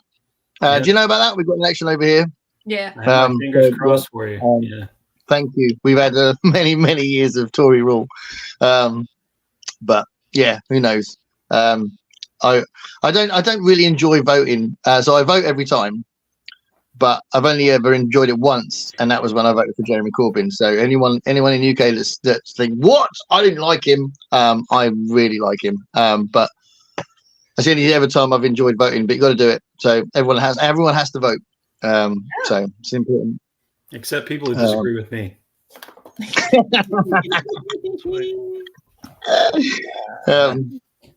I think your biscuits have beaten Gareth. Oh, Agree. Ooh. Oh, so Biscuit Laurie's envy. she's trying to find those Fox's biscuits that are close to your one. She's really enjoying this moment. So that was a while ago. I have no idea what sounded good, MJ. What sounded good? Do you think? The Lion Bar. Lion Bar. The Lion Bar. Yeah. Mhm. Have you got Brian? Have you got a UK shop near you? I do actually. There's one just up the road here a little bit. So I was gonna go in and film there, and I haven't gone back because they had the tea I like. And don't ask me what kind of tea it was because I don't remember anymore. I didn't recognize the box, but they often had like Iron Brew, and they have a lot of biscuits in there. And they used to sell beer, and then they stopped. I guess they they weren't making enough money. But yeah, I do actually have one, and I should go. I've been telling MJ I was going to go for about 6 months now, and I haven't. But Jimmy Dodgers. Yeah, Jamie, that's do a little video and say shout out to Gareth. The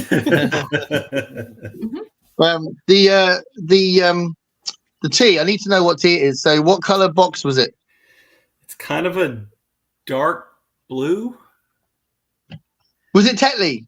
No, it's like it's got like a person's. Well, I'm sure Tetley's probably a name too. It's got like a regular person name, like Johnson, Taylor's, or something like that. Oh, really? Yeah, I can't remember what it is. Oh, okay. That's neither one of those is probably it, but I can't remember the name. Yeah, I know where it is on the shelf. Sounds like blah blah blah, and I'll say what it is. But well, that'd be good. I'm intrigued because a lot of people. I mean, I think you guys probably get Earl Grey a lot, don't you? Do you get Earl Grey a lot over your way? We do, but I don't. I like breakfast tea. I don't really care for I like really strong tea. So whatever one is with the highest caffeine thing in it is one I want. Earl Grey's a bit flowery for me. Maybe it's Thompson's. Margaret was just. Thompson. I'm sorry, I'm reading the comments. It might be. Oh, that's cool. Yeah, I haven't even said hello to Margaret yet, and we were like looking at her comments. Don't look at her comments. It would be a weird broadcast on your channel if you kept up with comments within 15 or 20 minutes of when they were. You better hurry up before Dave Brzezinski gets on here, Gareth. I was shouting at me again. He likes shouting at me. I tell you what. If Dave Brzezinski goes on our show as an actual on-screen guest, I think the whole thing would be him shouting at me. He'd be like, "All right, Dave. All right." Is he coming on tonight? Is he on tonight? That's why I haven't sent him a link. If he gets on our screen and like that would be some sort of weird magic because I haven't sent him the link. Yeah, Dave. Do one. Do one. Bewley's is what I get at the grocery store. That's the tea I get at the regular grocery store. Which one? Bewley's. Mm-hmm. Bewley's. Mm-hmm. Is that spelled like the car place, Bewley? It's Bewyls. BEW. Oh no. Leys. No. Sorry, I'm reading Margaret's comment. Sorry again. Bewley, the car place in where is it? Somewhere in Dorset, I think. Bewley's is like this place where lots of Bewley's was where they broke the sound barrier or something with a car, and then there's a big museum for cars down there. But that's spelled very differently. It's like a French spelling. So Cliff says hi to MJ. He's probably Laurie says Reese's peanut butter cups. She loves. That's American. Mm-hmm. And then Jenny says, my favorite American snack. I have no biscuits well, in the house. that's a major problem. I get into a massive panic if there's no biscuits in the house. I've got, and actually, I shouldn't say this. I don't think Ali's watching this. I don't think she watches my show. But I do have some biscuits by my desk at work. Stash. That's a stash. It's a stash. I've got some chocolate chip cookies and some ginger nuts. Did you say cookies? Yeah. There's a special type of biscuit that we call cookies, but we don't call every biscuit a cookie like you guys do. You guys don't understand the nuance, my friend. Yeah, well, but, I know you've been over it, but a biscuit here is a completely different thing. Yeah. I know. Oh, you put gravy on your biscuit. If anyone put gravy on this, I'd punch him in the face. Well, the biscuits here are more savory, or just like they're not sweet at all. Like a buttermilk biscuit. I wouldn't punch anyone in the face. I've never punched anyone in the face. I apologize to anyone that is tempted to put gravy on this, because I wouldn't punch him in the face. I'd probably cry because I have to go to Wickham to get some more. Hey, I did have biscuits and gravy just like a week ago, though. Oh, I've did never you? had that. I'm sorry? I've never had that. Oh, you know, I do live in kind of the South. I know. Why don't you have some cookie biscuits with gravy and then do a video about how confusing it all is? And you wish that language was universal, but language is confusing. So speaking of gravy, what is with that brown sauce that the English have on tables? The Heinz brown sauce. I mean, that stuff's terrible. Brown sauce is very special. God knows what's in it, but I love it. Like hell is special. It's terrible. It's got a tang. It's got a tang. Tang? Yeah. I have because I prefer brown sauce to ketchup, tomato ketchup. Well, I don't like ketchup, so. What? Yeah. So I.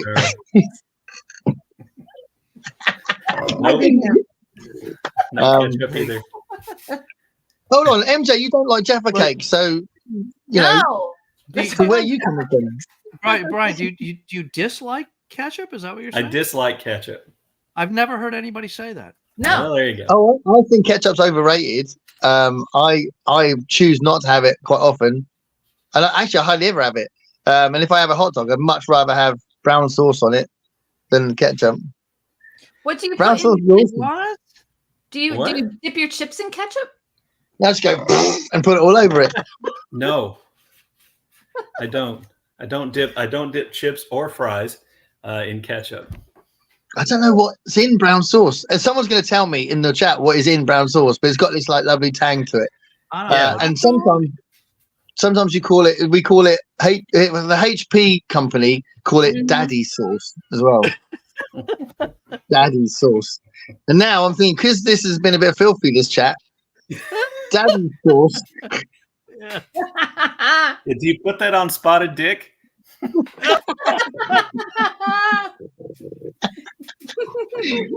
Spotted Dick with daddy sauce on it. Oh my god. Disgusting. What are we saying, Ralph? What are we saying? It's disgusting. Ryan, you're a dirty man. You are a dirty man. You know what I'm talking about. We call it brown sauce. Although brown sauce now sounds like something coming out of your other end, doesn't it now? Oh god. Back to Zelda. Call that Zelda again. Okay.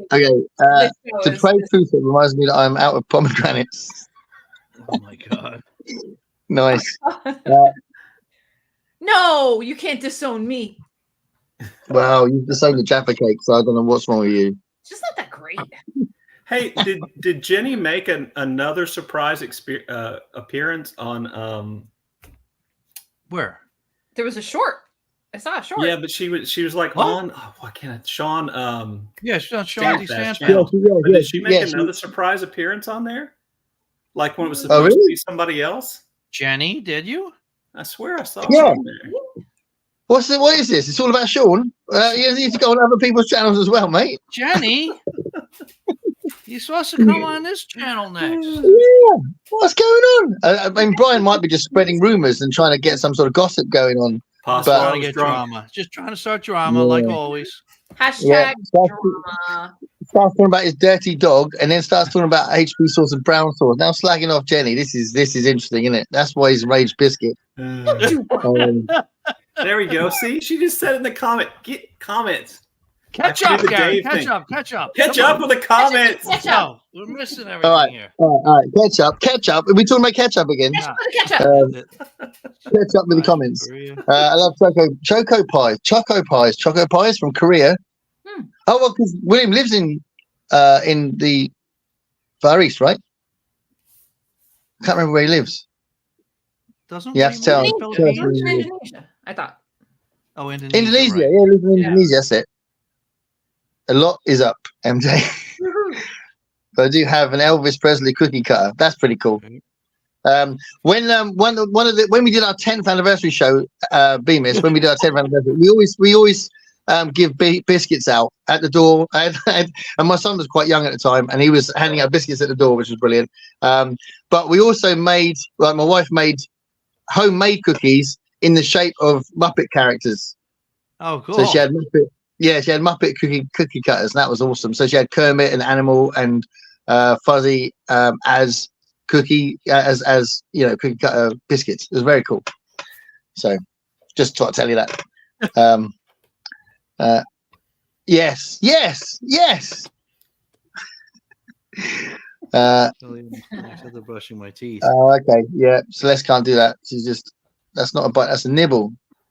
Okay. Now we're talking nibble. What's the difference between a nibble and a bite? The first, is he talking about me? Because the first one was a proper bite. Yes. Yeah. I've been nibbling ever since. Do you like a nibble, MJ, or a bite? I could go either way. Yeah, depending on the time of day. And maybe what you're nibbling. See now, no. Yeah. God, we're that far back. That was back when you were biting into it, I Oh think. my God. This is another student of mine. This is lovely, isn't it? So, I called her. Why did I call her DBD? I think her surname. I think it's a double-barreled name, and I call her DBD because there's another Daisy in the class. But anyway, nice to see you, Daisy. You're probably not even there anymore. But Rice Krispies marshmallow fluff, and you're golden. Can you relate to that? It's a French thing. Kat says, now I need to go to get my cookies going. Yes. Yes. Send me some cookies. Happy birthday. Thank you. This is Daisy. Oh yeah. Hey, happy birthday. Happy birthday. Fantastic. We must have talked about that when I was teaching you. Actually, I'll tell you what, that year group, that class, I was teaching them on the day that was my 50th birthday, and it was so lovely. They all came in with balloons and cakes and stuff, and they made a big deal out of it. It was really lovely. So nice. They're really lovely class. And we're going to get a live fight with Gareth and the dogs for the crumbs. Yeah, come on in. No, they can't be asked. They're asleep. Happy birthday yesterday. Yeah. This is cool. Everyone's saying happy birthday, Daisy. She's lovely. Laurie says, I think you'll be getting some free biscuits after this. I think we deserve it. I think me and Dave should have we should have been golfed in biscuits. We should be overwhelmed with biscuits. That's right. You should definitely get a sponsorship. Yeah, shouldn't so. Here we go. So Brian, you've just appeared in the chat. You've been here for an hour, but you've just appeared. Bookish.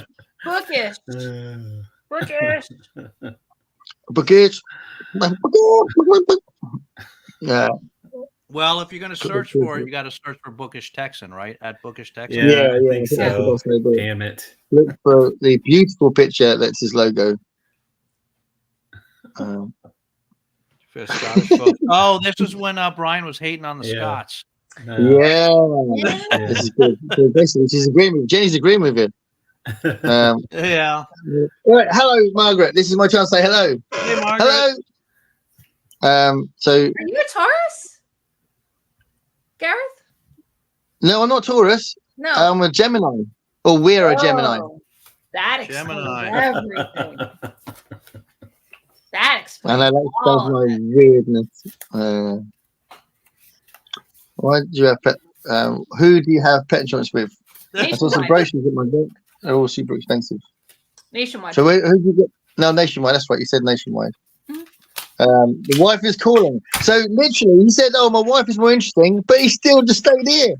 And then she's going, "Oh, you told me I was more interesting." He's going, "Yeah. I'm watching the stream." Hey, Margaret, if you're still here.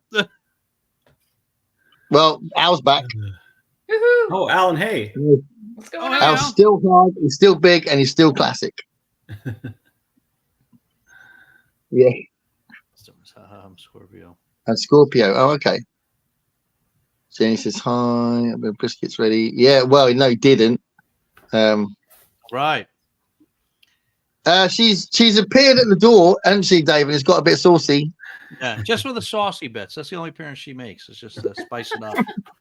Then she disappears off camera. Yeah. The bigger the dog, the better. Yeah. This is what you were talking about a minute ago. Yeah. They do think they're lap dogs. Brilliant. Black lab. I mean, Labradors are amazing dogs, aren't they? Oh, I had a yellow. I loved him so much. He's still my favorite dog. Don't tell MJ, someone. Watson's a lab or part lab? No. What is he? My first dog was a chocolate lab. Watson is half Basset Hound, so he's low to the ground and he has his paws that stick out like that, and half Shar Pei. So he's got Half wrinkles Shar-Pei. and he has a little curly tail. Awesome.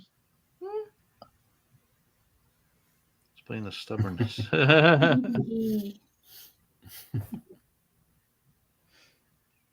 Yeah, no, I get that. Yeah, it's very different doing it live. Big dogs. Celeste says big dogs are the best. Yeah.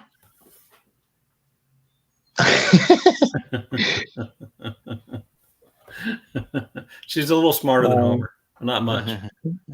Here we go. So that was a black lab whippet cross. He used to fart so loud he'd wake himself up. That is brilliant. Zelda does that, and then she gets up and leaves wherever she was and looks at everybody else Right. like they did it. right. I love it. Wouldn't me? The amount of times, like one of my dogs would fart, and then my wife would go, "What are you doing?" I go, "It wasn't me." And then they'd be like, "Well, we're the only ones here." We're like, "We got 2 dogs. What are you talking about?" And they make horrendous farts, and my farts are lovely, and they have a beautiful Like essence about roses. them. They smell like roses.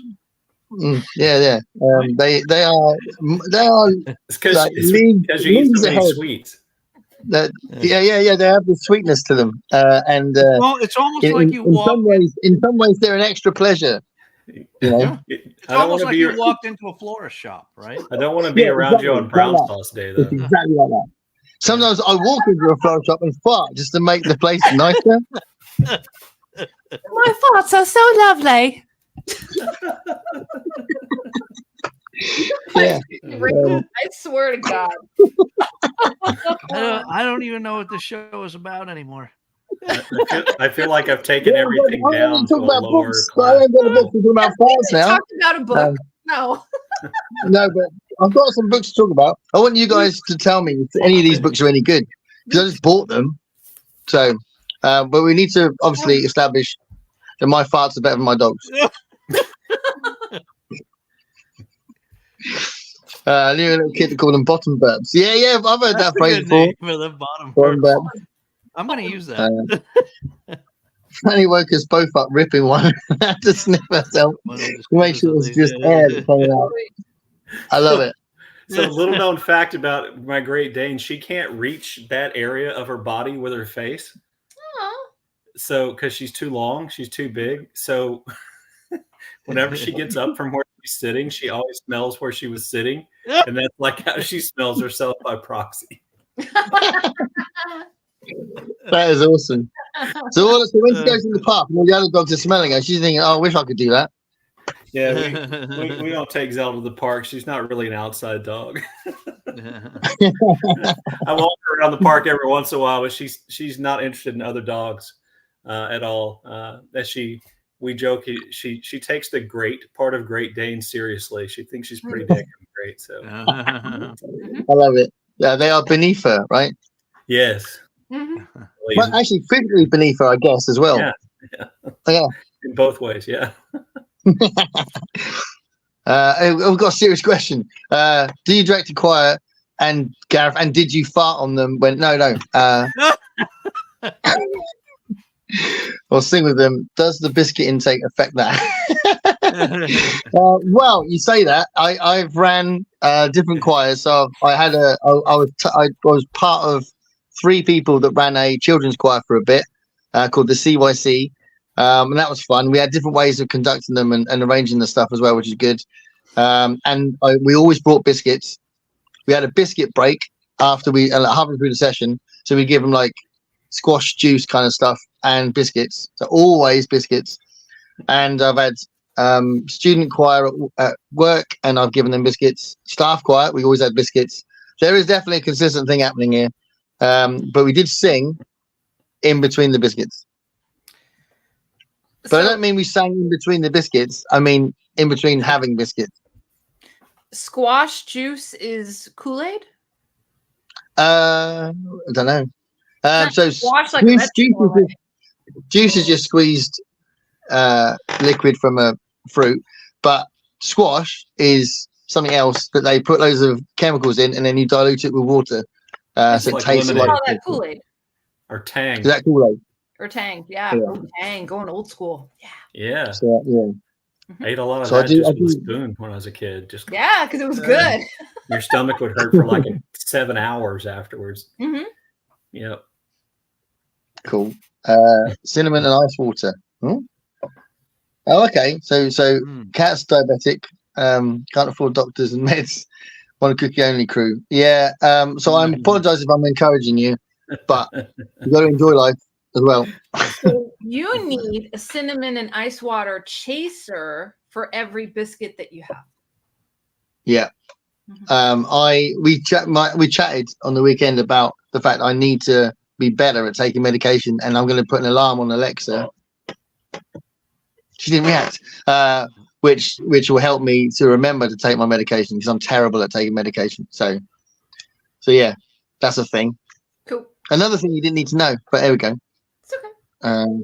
Happy birthday. Thanks, Jeff. Awesome. Lucky Ducks have only 6 weeks of election season. Yeah, we've got and now it's on the news a lot, and it's like, yeah, all right, whatever. I know who I'm going to vote for, so I don't need to know anymore.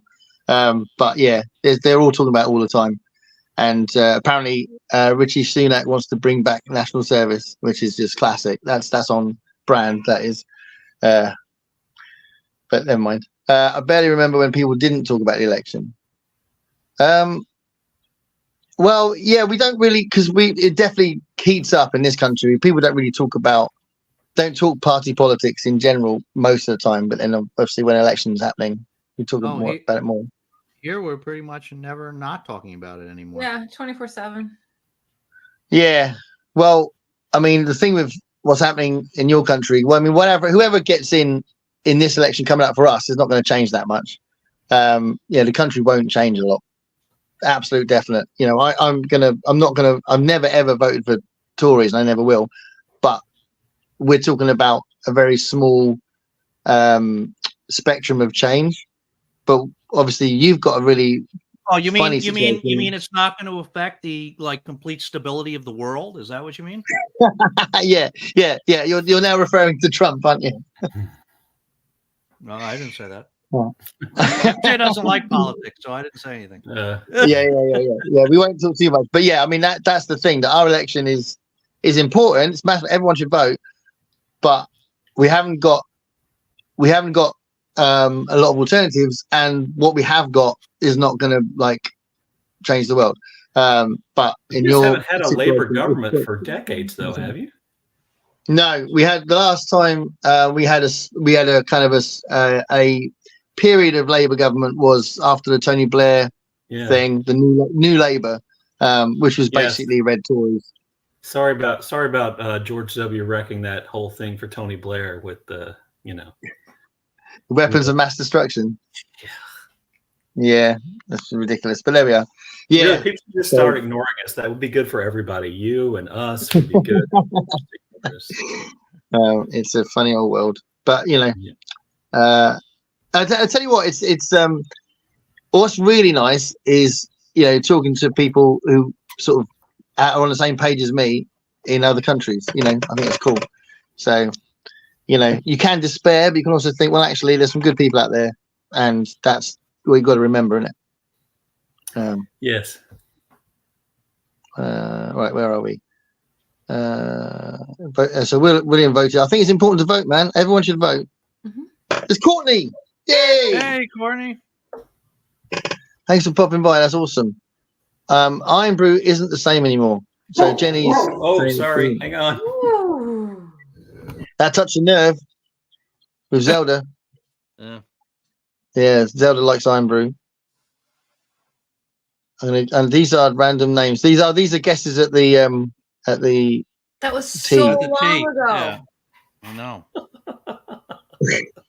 My God, I'm time traveling.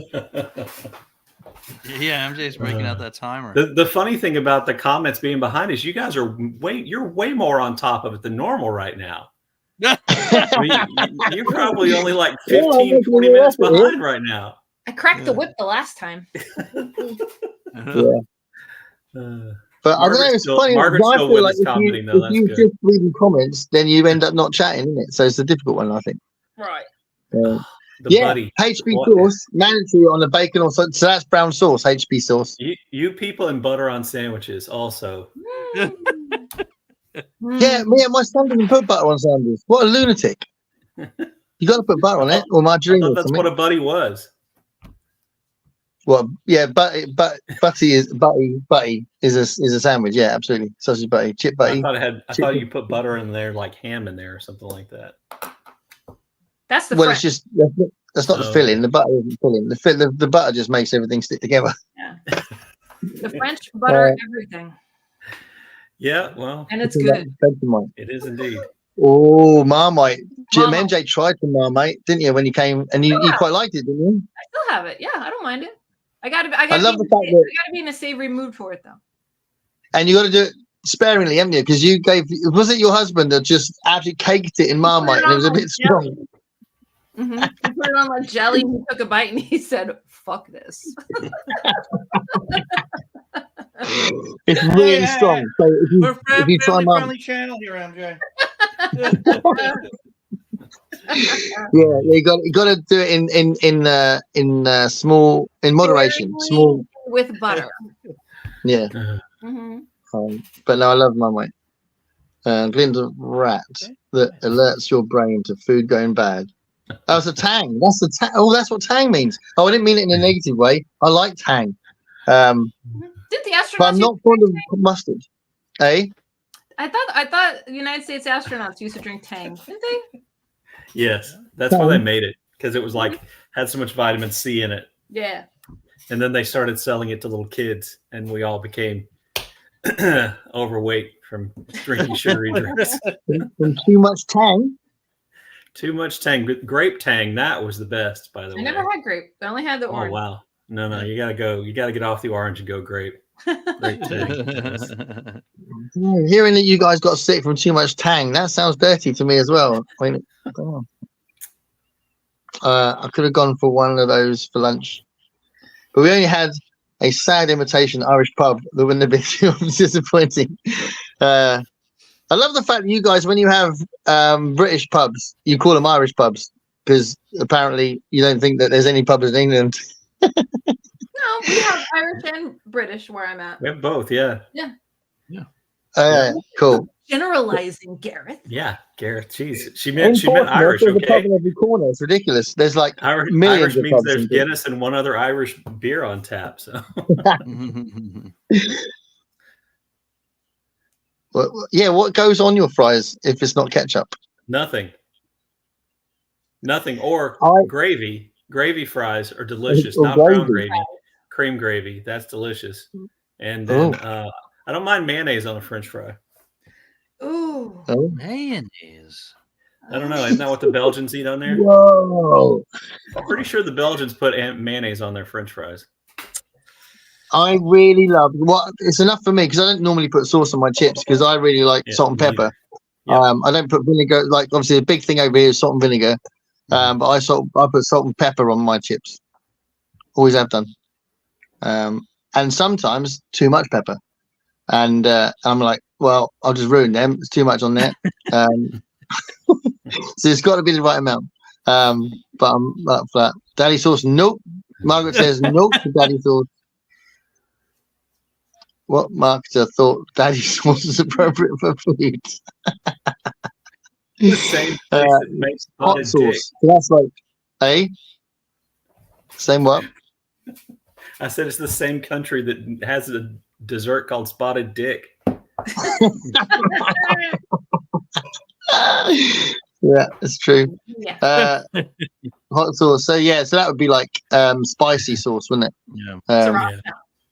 Yeah, that's cool. That sounds heartbreaking. I meant to ask Jenny, what did they do to Iron Brew that made it worse now? I've only had it since the last 2 years, so. Yeah, we need an update on Iron Brew. Yeah.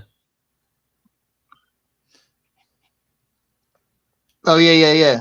See, I was right. That was That was the second one. Oh, I didn't see that. Oh, there you go. Oh, because there was a really, really funny thumbnail that Sean made where she would look like she was nursing him, which is like, that's amazing. I'm not sure if Brandy wants to be seen as his nurse. Did you see that thumbnail? no. It's amazing. Brian's just laughing. This is on Sean's channel? Yeah, he's over there crying. You're right, Brian. Sorry. I was thinking of nursing in the wrong way. No, that wasn't. I mean, that he might have made that thumbnail, but probably kept that for himself. I don't know. But yeah, she's like offering him some food or something. He's in a wheelchair or something. I can't remember exact day details of it, but it's hilarious. But again, Brian, you're a dirty man. And this was a short. No. Jane's saying that she appeared instead of Brandy because Jenny said, "No, that's fine. I'll nurse you, not Sean." Oh, it was alive, right? Yeah. Yeah. So I need to watch that. I didn't get to watch very much of it. So. Yeah. Jenny can talk about what it was like nursing Sean in a minute. Choco pies. Choco pies. So that is California shaped cookie cutter. Oh, that's so. Apparently, Laurie's not in the chat anymore. To be fair, it's quite late for British people. So if Laurie was in the chat, I'd be amazed. Safe word. Yeah, right. Safe words for the chat. We need to get. I'm going to whiz through the comments to talk about books because I desperately want to talk to you guys about the books I've got, including the one that Dave bought for me, which is really lovely. But also, I had some really cool finds I want to talk to you guys about. And a new book, a new hardback, but I never buy new hardback books, and I wanted to talk about that as well. So we need to get through these comments. So I'm going to whiz through them. I'm going to go so quickly, you're not even going to notice I'm talking about them. Like really quickly. Yeah, I'm going to be so fun. I'm not going to talk at all. Just going to go through the comments really quickly. All right. You're off to a bad start. You're off to a really bad start. 10 minutes left. You got 10 minutes. 10 more minutes. You better hurry. I gotta spend some time with the hubs. All right. In that case, tell you what, I'm going to come back to the comments in a minute. Let's go. Stay there. So we'll go there, and then I'll take it off. Right. So, Dave bought me this, and he said, "Oh, you opened it up," but I had no idea that it was a present. So it had nothing on the packet to say it was from America or whatever. I heard the directions. He said, "Don't open it." Yeah. Right. Yeah. Was I not clear? It was clear. I said it's not a bomb. I said it's not a bomb. Not a bomb. Don't open it. Save it for the live stream. Yeah, but I didn't know it was from you. Anyway, this was it. It's a book about MAD, which is fantastic. Cool. So thanks, Dave. I really, really appreciate it. And the condition is good. Yeah. Yeah. Are you a fan of MAD, Brian? Jenny, that's terrible. Yeah, so we're not going to talk about comments for a minute because MJ's going to go off, and apparently she's got a husband that has to be nursed or something. I don't know. So I got this mad book, which is awesome. But also, see, I've got these, right? So it'd be interesting to know what you think of this. So in Brighton, there's a place called Snooper's Paradise, and there's all sorts of weird. It's like a junk place, but there's like loads of really interesting collectible things in there. And I always go to there's like a whole rack of collectible books that are in there. And they have these, and they're in these bags, and they're usually a little bit priced higher than the other books they've got in the other bit. But I always look to see what's in there. So I've got a book called The Baby in the Icebox and Other Short Fiction by James M. Cain. Whoa. So obviously he wrote Postman Always Rings Twice. Nice. So I was pleased to see that. And then I did find another John Steinbeck book that I didn't have. So Tortilla Flats. Nice. Have you read that one, Brian?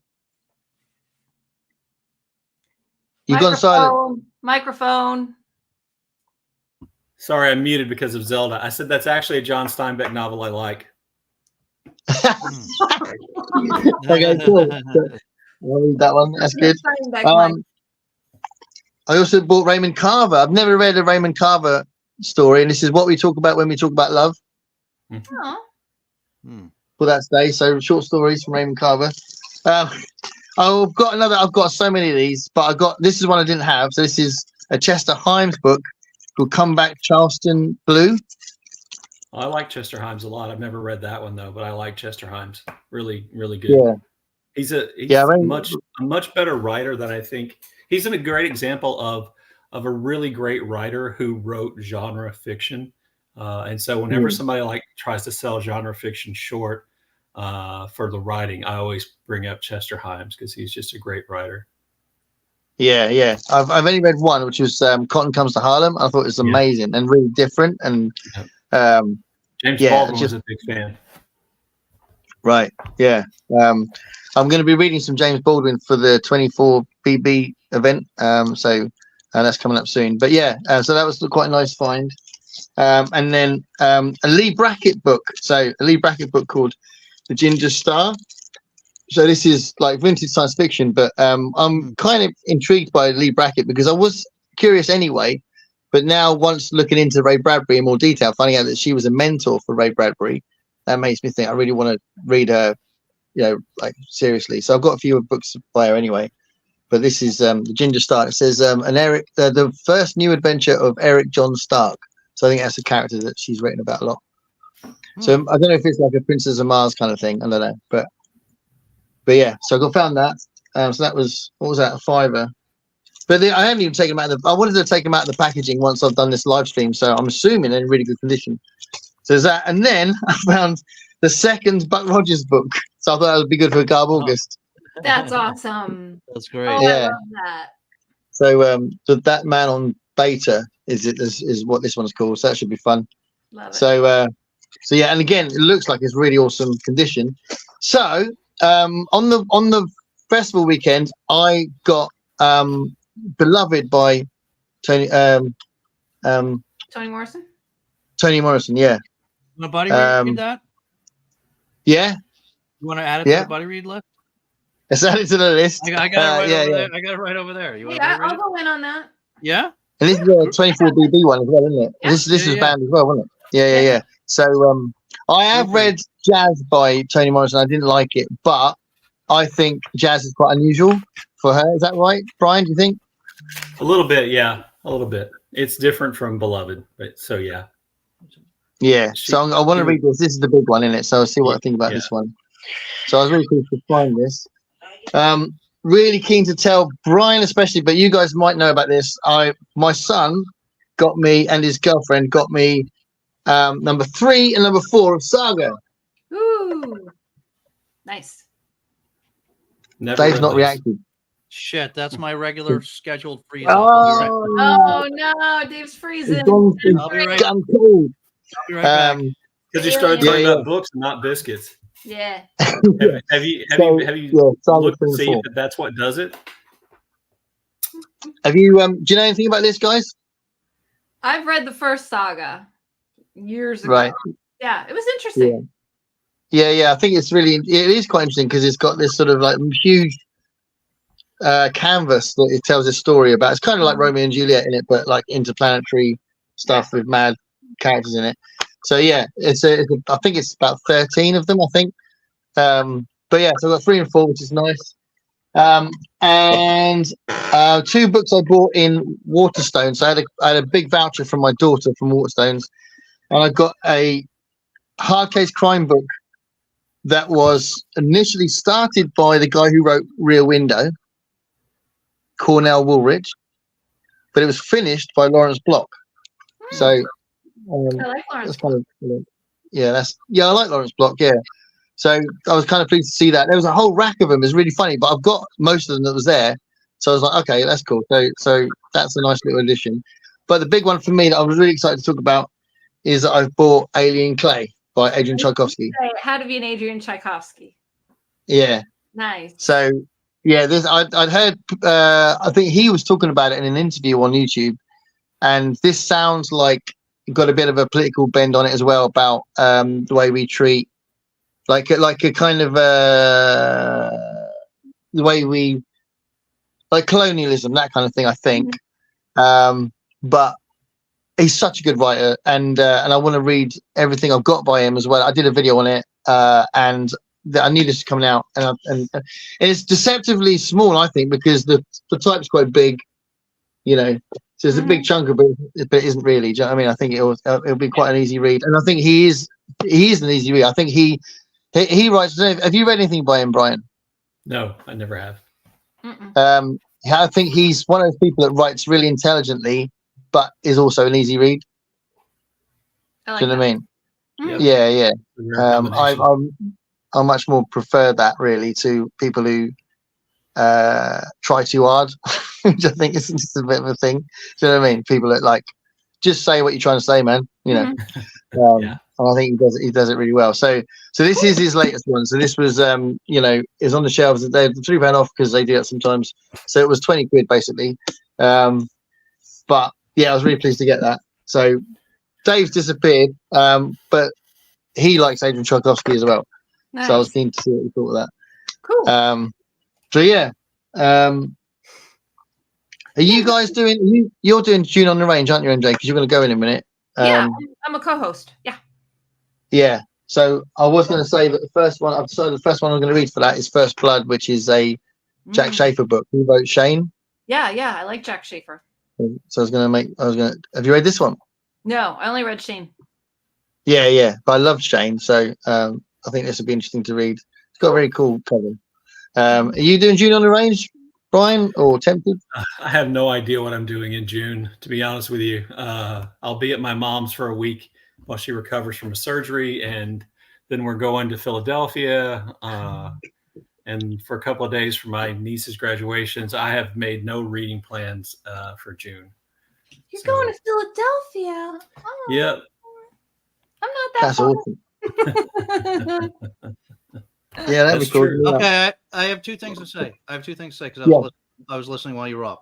Number one, we have to add Alien Clay to the buddy read list because I totally want to read that. Robin over at Bookends and Biscuits said that was pretty good. Which does not surprise me. So I definitely want to read that one. So we've got to get Robin on our show. So yeah, for sure. Yeah, Robin's awesome. Did you go on? What's the other thing? Much more importantly is Saga. Have you not read any Saga yet? Me? Yeah. Yeah, I read the first 2. That's why I was given 3 and 4. Oh, okay. Because I have to get back to it. I got these deluxe editions, right? Right. So these were really cool because I think this was like, wow, look at that page that I opened it up to right away. So very saucy. But these are X-rated. They're eating biscuits. Yeah. So I love this. This is one of those things I got. This is the thumbnail for the live. This is not the thumbnail for the live. Just cover this. Yeah. This is this one has some dirty parts. Saga. Dirty parts.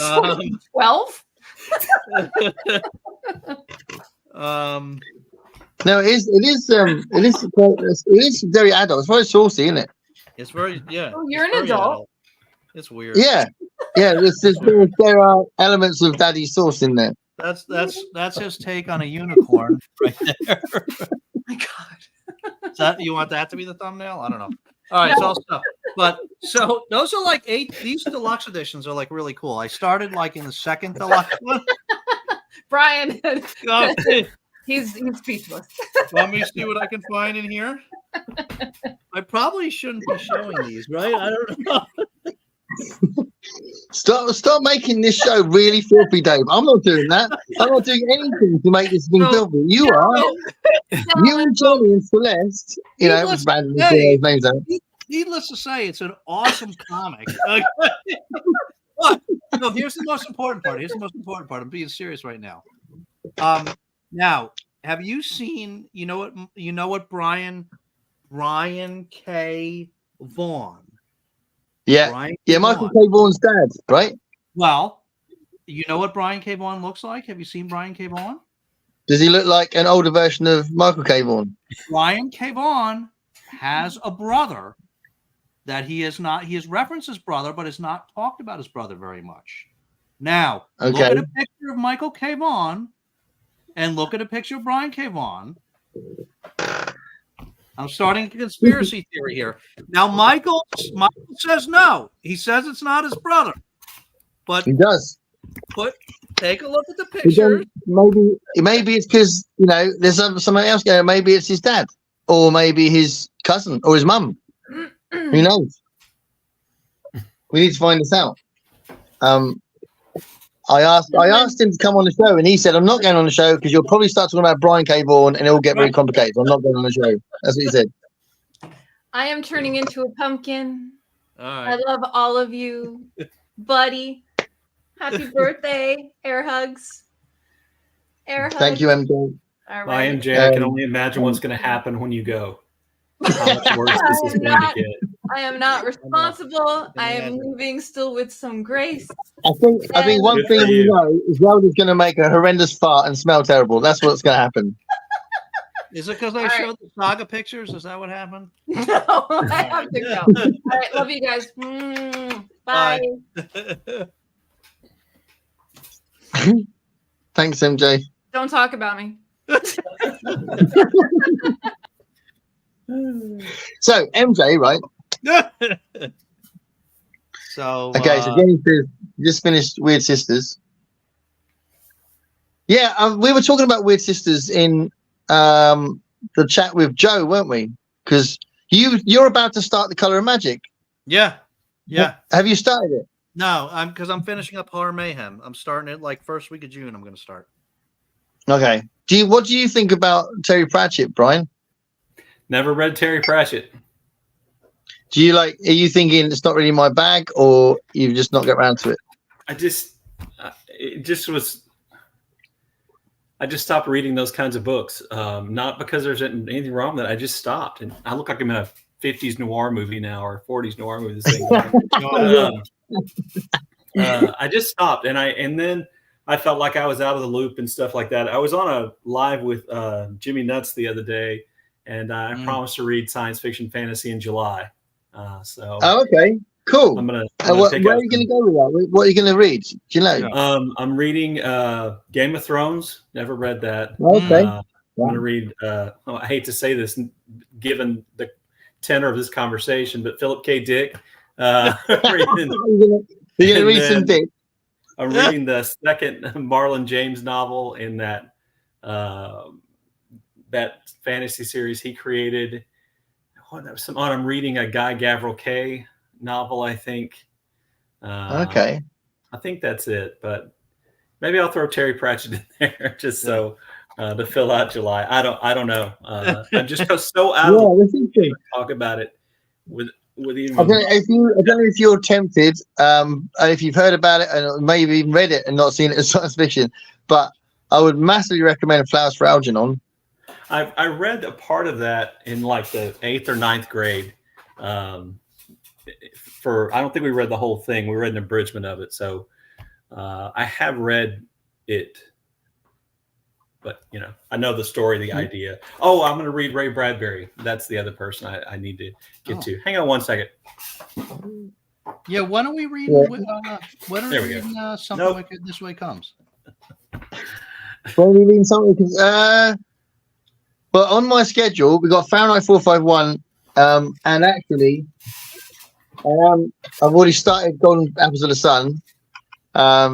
So I'm reading this and Fahrenheit 441 kind of at the same time. And then there's Dandelion Wine. Yeah. I'll read that one too.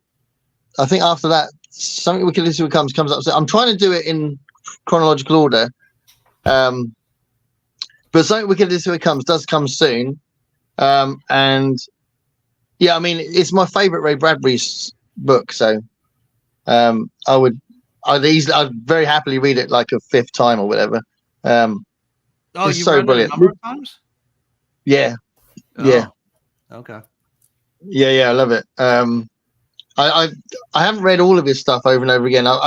When I read The Illustrated Man again, I hadn't read it for at least 20 years. So some of it felt fresh again, but I had read it twice before that. But yeah, the last time was a long time ago. Which Ray Bradbury are you thinking of reading, Brian? Something Wicked This Way Comes is what I have a copy of. I read 451 a long time ago, but I think that's it. Yeah, awesome. Well, yeah, I mean, I don't mind shuffling it out about if there's a big buddy read going on. So if you do want to read Something Wicked, then yeah. But we're going to Iceland in July, so I'll be out of the country, out of the pocket for 7 or 8 days in the middle of July. So I don't know what's going on in my life. So reading plans are not being made for the most part. Yeah. That's nice though in a way because you're traveling. So yeah, that's what my wife and I decided to do with our retirement is to heck with having money when we're 90. We're just going to spend our money now and go places and do things we want to do. So that's brilliant. That is brilliant. I think you got it. You got to live life, don't you? I think that's awesome. I go to Oktoberfest? Yeah. Your when you went to Oktoberfest and you did that vlog, I loved that. I loved all that. I thought it was awesome. We had such a good time, and I've always, I'm sure this will you're coming to New Orleans relatively soon, right? So whenever you travel, people always like they're not criticizing how you traveled, but they always have something to say which makes you feel like you didn't do it right. Have you noticed that? Like you didn't spend enough time here, and then it's always get from Europeans. I was like, why do Americans come and feel like they have to go to so many countries and they don't spend enough time in any one place? I'm like, well, it's expensive as hell for us to get there, and it's we do try to cram lots of stuff in. What I would really like to do, and my wife and I are trying to talk ourselves into it, is just rent like a house in Scotland, in or around Inverness for a month. And just live in Scotland for a month, and then that's awesome. That sounds really cool. But that would be great. Not to have time pressure and just be able to go do one thing a day if you wanted to, or you just have to be careful because remember those Scots are very aggressive. Well, my last name's Bruce. I think I'll be okay. You have to get have some body armor on, and maybe go. Apparently, someone said in the chat just said I can see ahead, and someone's saying that we're behind on the chat. So shocking. I know what's that about. I had no idea. So let's just. So Margaret says, Diddy of Brown Girl Reading has me starting a vlog to compare the reading experience of Zola, Balzac, and Stendhal. Wow. You better decide that Balzac's the best. He's making comments ahead. Look at that. Rice Krispie sculptures. Oh, that is quite a while ago. We can't see what you've written, I don't think. Oh, hello, Aaron. Aaron, somebody called Aaron's appeared. Aaron Facer. This is going to hear about parts. Absolutely. Laughing is really important. Laughing makes you younger, makes you live longer. It's medically proven. Yeah, no. Alexa let me down. Tony Blair. Yeah, enough about that. Politics reform, and it's little leaps. Suddenly, the whole world's changed. So don't look down on small divisions. No, absolutely, no, absolutely, that is true. But I was trying to comment on the fact that I'm not really scared about the results of the election, whereas Americans might be scared about the results of their election. So there's definitely a difference. Yeah, I think there is a difference. You vote for the EU Parliament. Oh wow, that's a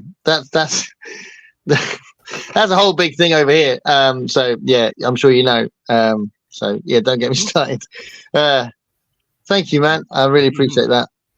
Person calling a butty sandwich silly like lives where they call pork shoulder a pork butt.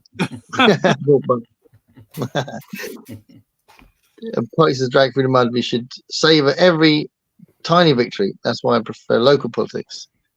Yeah, I mean, local politics is the kind of the hub of it, really. So good, butter on sandwiches. Well, I don't really get why you wouldn't, but there we are. Marmite is like lembas. Ah, that's a reference to Lord of the Rings, isn't it? I'm thinking Fart William. Fort. No, you definitely wrote Fart William. Garrett's got one track mind now. All right, no more notes. It's gonna be all about farts for the next half hour. Never had Marmite, but I'm loving it. Yeah, absolutely. Notes. I like that. Bows. I mean, some of this stuff they are talking to each other. I don't have to do everyone, do I? But necessarily, maybe not. Let's just go ahead a little bit. The pub thing. Yeah. Yeah. Barbecue sauce, honey mustard. Ugh, I hate barbecue sauce.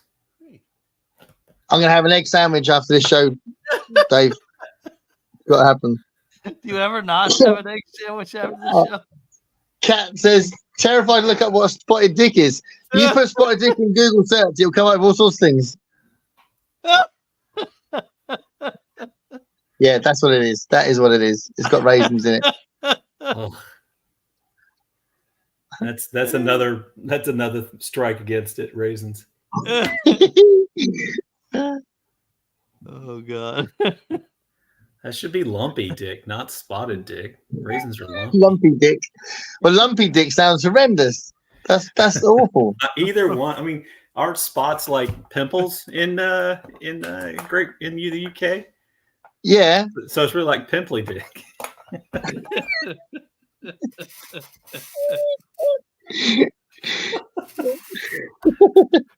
Sorry. That's good. I just got a new hardcover in the post. Want to give away? Oh, cool. Oh, new student. Oh, that's is that the one about the mystery of someone was murdered or something on another planet or something like that? Is that right?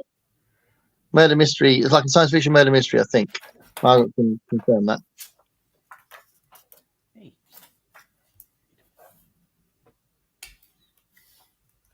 Yeah. Is there a readathon for pulp covers? Well, Garborg is obviously a big one, but I think sometimes when they do, there's like a mystery kind of event in there, which can include the pulp mystery crime stuff.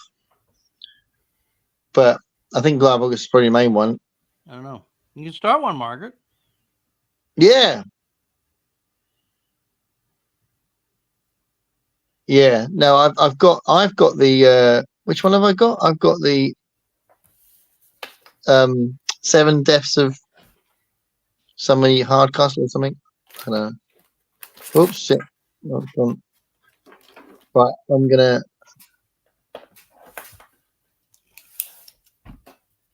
Yeah, there's people commenting on the books I showed, which is cool. What's that? Kissing book. What is that? What's that one? What's that a reference to? Is that? Oh, that was probably Saga. And Jenny was making the connection to The Princess Bride.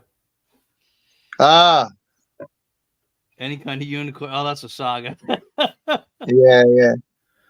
I needed. I love Princess Bride. Princess Bride's amazing. I'm gonna. Yeah, don't you have like 15 Tchaikovskys on it? Our buddy read list is quite interesting. We need to actually figure out what is actually on our buddy. We're going to do that later. We'll figure out what's on our buddy list. But yes, well, Cage of Souls is the big one, isn't it? Yeah, that's the main one. That's the main one. Fahrenheit 451 in. Oh yeah, okay. Yeah, I read it a long time ago, so I'm reading it again for my Ray Bradbury deep dive.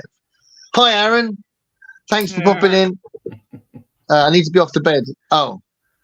When you see this tomorrow, Aaron, hello. And you made fun of my card. Yeah. Okay.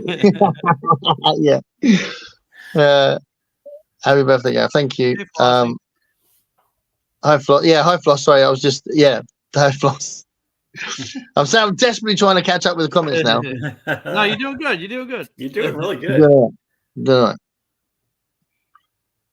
I miss traveling. Can't afford it. Yeah, I mean, it does cost money, and I didn't have a holiday in my childhood at all. And my first job, I was working in retail, so couldn't afford anything. Now I'm a teacher, we can afford something. And I'm trying to make up for it by going to a few places. And yeah, I think it is about money, isn't it? But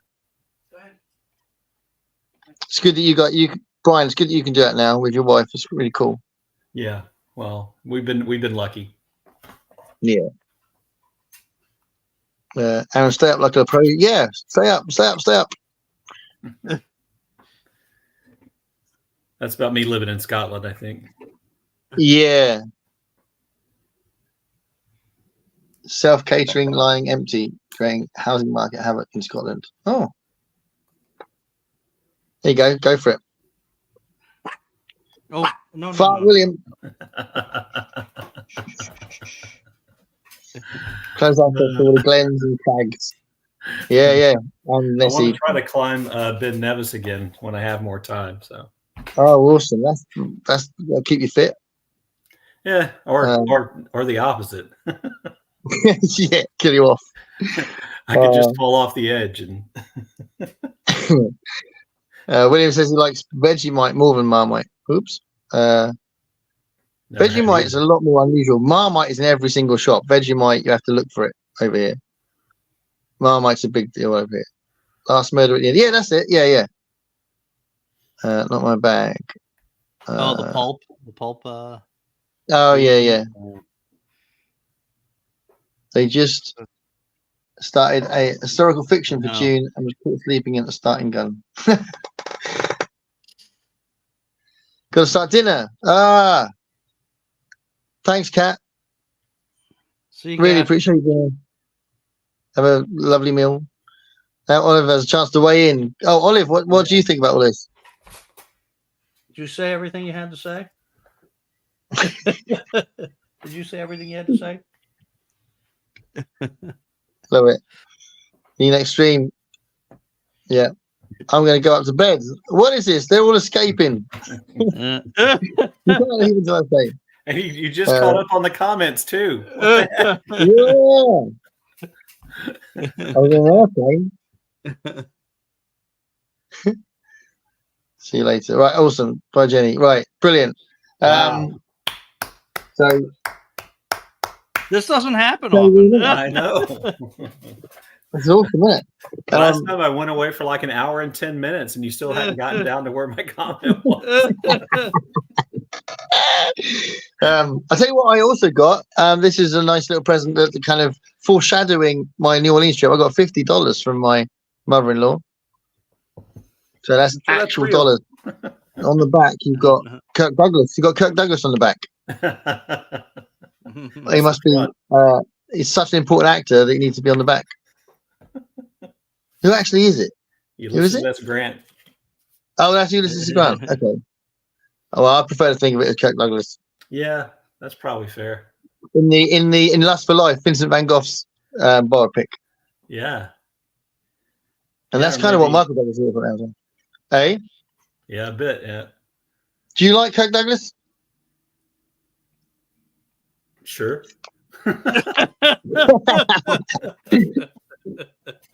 I like Jeff oh, Bridges better. Yeah, no, I'm a big Jeff Bridges fan. I don't know if you've seen it on my channel before, but he was the person I chose for favorite actor in the favorite people tag. Yeah, I think Jeff Bridges is awesome. that's a good choice. Yeah. He got ill recently, didn't he? But I think he's all right now. Yeah, but, I don't think it was related. I think it was some kind of cancer or something, wasn't it? I think It was so. right Yeah. when COVID started, so I thought for a while it was like a COVID related thing, but I don't think it was. Yeah. Yeah. No, I think. But yeah, I don't know if he's done any acting, but I think he seems to have. I think he said on his website he was getting better, so that was cool. Yeah. I'm gonna keep on with these someone spam the chat. Yeah, they're trying to play with my emotions now. Look at this. Get behind again. Yeah. Did you think we wouldn't take revenge? Oh, look at that. Fake US money. Apparently your money doesn't look real. That didn't look real to me either, boss. Our notes became plastic, and it was well weird because it was like it did feel a bit fake when they went plastic, but clearly we're used to it now. But it is a bit weird. Kelly says, "Happy birthday from New York City." Thanks, Kelly. Kirk Douglas was actually Issa Danilovich Dembski. Well, there's an opposite to that, because I love the fact that Sigourney Weaver, her real name is actually Susan. So it's like she thought she thought Susan was too boring. She went with Sigourney instead. She was right. No offense to any Susans, but Sigourney's a lot more interesting. No one remembers Susan Weaver. And Harrison Ford had to be Harrison M. Ford, didn't he, in the first job he took? Because there was already a Harrison Ford that's in the Walk of Fame. Oh. Yeah, and just rattling on like that. David Bowie couldn't call himself his real name. His real name's David Jones. And there was already a David Jones in the Monkees, wasn't there? Yeah, I think so. Yeah. Yeah, so you had to make up a name, David Bowie. Here we go. An actual good question. How's the writing, Brian? Tell me about your writing. Did recording yourself help or hurt or have no effect? I have been working on the first set of. I got the developmental proofs back at the beginning of the month, and I have the first set of line edits and proofs back, and I have to have those back turned in by the 3rd. I've got about 2 more chapters to go through, and I started writing the index, which I have to have turned in sometime. So it's going well. I'm not really doing any writing right now, just the editing. And I think the book comes out in the UK in the end of July, but it's not out in the United States until the end of September. Wait, so what is it? I don't know what this is. What is this you're working on? A book I've been writing since I was on BookTube. It's going to be published this year by Casemate, which is a military history publisher. And so, yeah, I'm almost done. I have this set of edits and then 2 more kind of proof edits where I'm really not supposed to make any changes, which makes me wonder why they keep sending it to me. So they don't want me to change anything. Is that because they changed something and they want you to check what they've changed? Or it was sent to a developmental editor and then an in-house editor, and then a freelance editor. And I got developmental edits and went through that and sent all that back. And then I just got it back from the copy editor, line editor, about 5 or 6 days ago. And I have to get that set of proofs back, answer some questions. I've caught a few things that nobody else caught, like they instead of them, and some other things. But yeah, that's. I don't know how if I don't turn it all in before the middle of June, they're going to get it out in July. But that's what they said. So you'll be able to buy a copy of it, Gareth, theoretically anyway, before it's available in the United States. Why is it coming out over here first? Well, the Casemates UK affiliate, that's not the right word, imprint is Pen and Sword. I don't know why it's coming out there first. I don't know if they're trying to test sales. You'll be surprised how little they tell me. I don't know.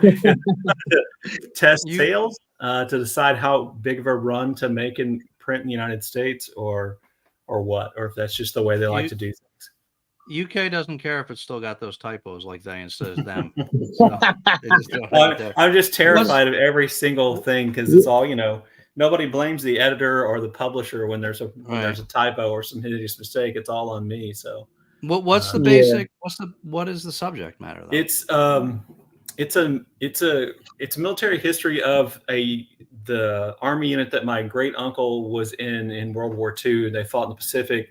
They spent time in Australia. They fought in New Guinea, Biak, the Philippines, Sulu Archipelago. My uncle was out by then, but they were also part of the occupation army and stationed near Hiroshima. And essentially, it's like a military history in the sense I tell the story of the unit and the military actually took place in, but also I blended then the story of 4 of the soldiers from one specific company, Company G. That's the company my uncle was in. And so it's his story and then 3 other people's stories. So it's kind of a hybrid of military history and then like biography of those 4 guys during World War II. Cool. So those other 3 guys, did you have connections to their family and that kind of thing? Or no, the other 3 guys, well, 2 of the other guys actually published their own books, which are the source of the information I have about them. One of them I found had left behind an interview and a thing he'd written himself in the National Archives. There's a big repository of World War II stories, and right around the time that a lot of World War II veterans here started dying, they started doing a lot of interviews and reaching out, trying to get many World War II veteran stories as they could before those people died. And so I found the 4th soldier there. So that made 4 from one company. A company's about 170 guys, but they had a fairly high attrition rate. So for those 4 guys to have survived and have written about it and talked about it, then they're probably 4 of maybe 50 or 60 guys who made it all the way through, or until they got rotated home, earned enough points to get out of the war and go home. Did you have like loads of material that you didn't include that you wanted to include? No. If anything, I was desperately looking for more material to put in to try to get it close to the word requirement. When I sent it in and the publisher got back to me, the first they said no, and then while I was in Scotland, actually, I got an email from one of the editors, and she said yes, but you have to completely rewrite it and make it more like this and structure it, because I had it divided out as military history, and then so I had to blend it together, make it more of a narrative. So I did that all from about April of last year till September, and it's been then in editing and editorial and stuff like that since then. So was that like first instruction? Was it like a more like a show not tell kind of thing, where they were like incorporate all those like non-fiction bits into the characters that you created with these 4 people? Was it a bit like that? No, it was just my idea was, when I wrote the book the first way, was I would start it would be kind of like looking through a telescope at what happened at every level. So the top level would be the division, 10,000 man group, and then the regiment, about 1,800 men, then battalion, 600, company, 170, and then the platoon my uncle was actually, and that was my original idea. And then you drill down in every chapter, you would drill down, and they didn't like it that way. So she said, can you rewrite it as a narrative? And that's what I did. And then in the process, I found the 4th guy who I was talking to you about, his story, and was able to work his material in also. Yeah. I think it's really cool. I mean, because it's like, and you presumably I mean, I've seen videos where you talk about this, but it was you wanted to tell your father's story, right? Yeah, that uncle was my father's kind of mentor the person that he looked up to the most and felt like had kind of shaped him the most. And so I was I was writing the book because of my dad and that interest. Then my dad died going on 2 years ago, and so I did get a manuscript of the way the book was to him the first time he got to read that. But yeah. Oh, brilliant! And he liked it, right? No. He thought it was okay. He was very nice about it, but he thought it would just be about his uncle. And there's just not enough material about that one person to write a 200-page book. There just wasn't that much. So it had to be all the other stuff too. And I think he was a little surprised that my uncle only kind of makes appearances in the story. Yeah, that's interesting. Yeah. That's cool. I mean, a real labor of love though, right?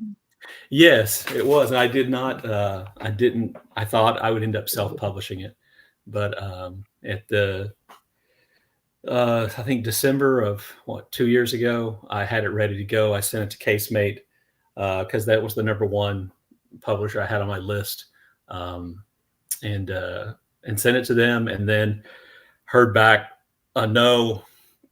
And I thought, okay, well, I'll start looking for somebody else to send it to. And then we went to Scotland, and I didn't check my email till like the last day we were in Scotland. There was an email from an editor, like an actual acquisitions editor there. And she said they were interested. So. Yeah, that's cool. Also, I wanted to talk to you about the fact that you're writing a fiction thing now, like a murder mystery thing with your wife, aren't you? Yes, I am. I love the idea that you're writing it with your wife, because I think collaborations are interesting anyway. And just, I was confused about how you're writing something fictional, especially with someone else. I mean, how is it working? In part, it was an idea I had, and I thought, you know, who knows a lot about mysteries other than me, who reads mysteries? My wife and I love to watch, particularly, you know, British mystery series and things like that. I thought this would be great because then, you know, I can write the idea and I'll go ahead and make the draft, the chapters, and then we'll talk about, every time I write a chapter, I print it out. We talk about it. She gives me her thoughts. And then when we go back, once I get the whole plot structure down, we're going to go back and flesh out the characters together and stuff like that. So right now it's like me, I write a chapter, she reads it, tells me what she thinks. We then, like 2 days later, we'll go back. Olive doesn't want me to talk about myself anymore. Anyway, so 2 days later, we'll go back and I'll go, hey, what about this? Or go, you should do this with that person. And we'll like make notes on the manuscript. So that's kind of what's like happening. you're actually writing it, but she's like making a difference to what it actually is, but you're doing the actual like word for word kind of. Since the idea and the plot idea was mine, and this first draft is really just all plot. With developing some things about characters we go on, and yes, that's what we're doing right now. But she will definitely have a great deal of input, and already does, you know, when we get to the rest of it. Yeah, that's right. One thing I've noticed when I've increased what I've written, so like size wise, like starting with really short stories and then building into novels, and what I'm doing now, trying to write a relatively long short story. It's about how deep you go into the characters, isn't it? In a lot of ways, Right. And how much space you give it. And you know, don't know if Margaret would agree with this, but it's like, if it's a short story, it's more about the idea and the beats in the plot, and you're not necessarily going as deep into the characters. You know, don't know. I just wrote a short story to submit to the Stygian zine, and I emailed it just before I came on today, cool.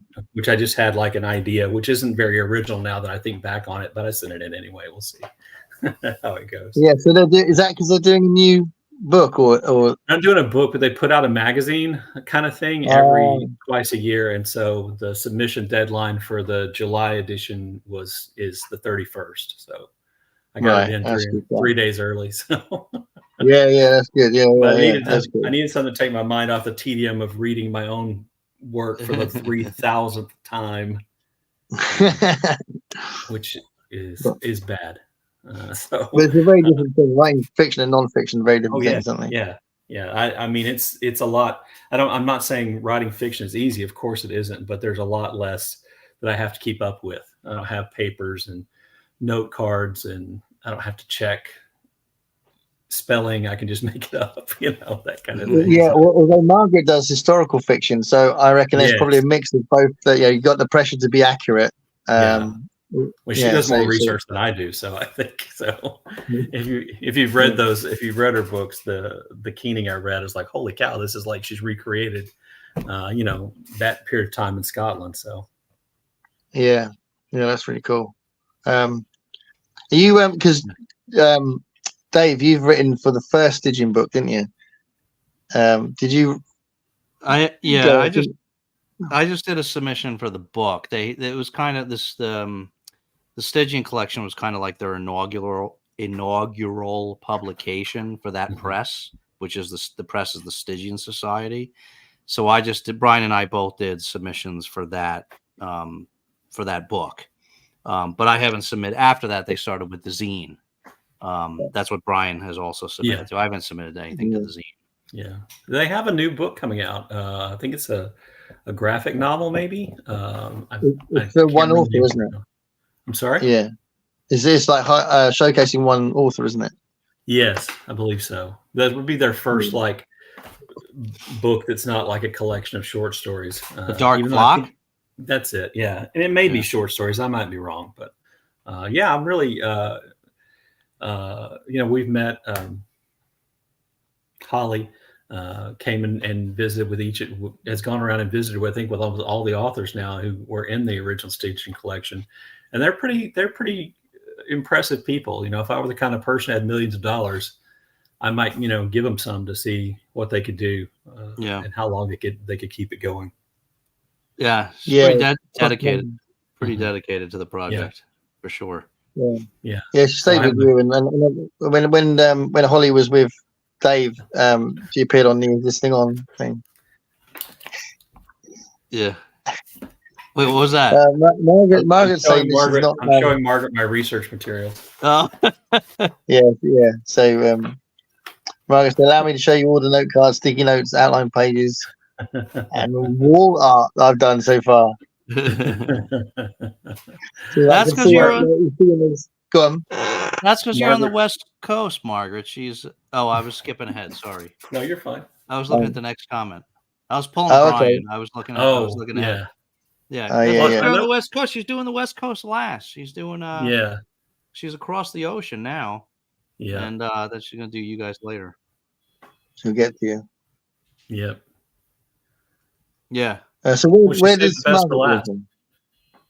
Margaret's in that's Brian's charm just then. Well, I don't want to speak for her, but I think Margaret's in a couple different places actually, because Margaret has like 18 different irons in the fire, and she's like running family businesses and publishing books and all this stuff. So I think she spends some of her time in California, right, Margaret? And she's in a couple different places.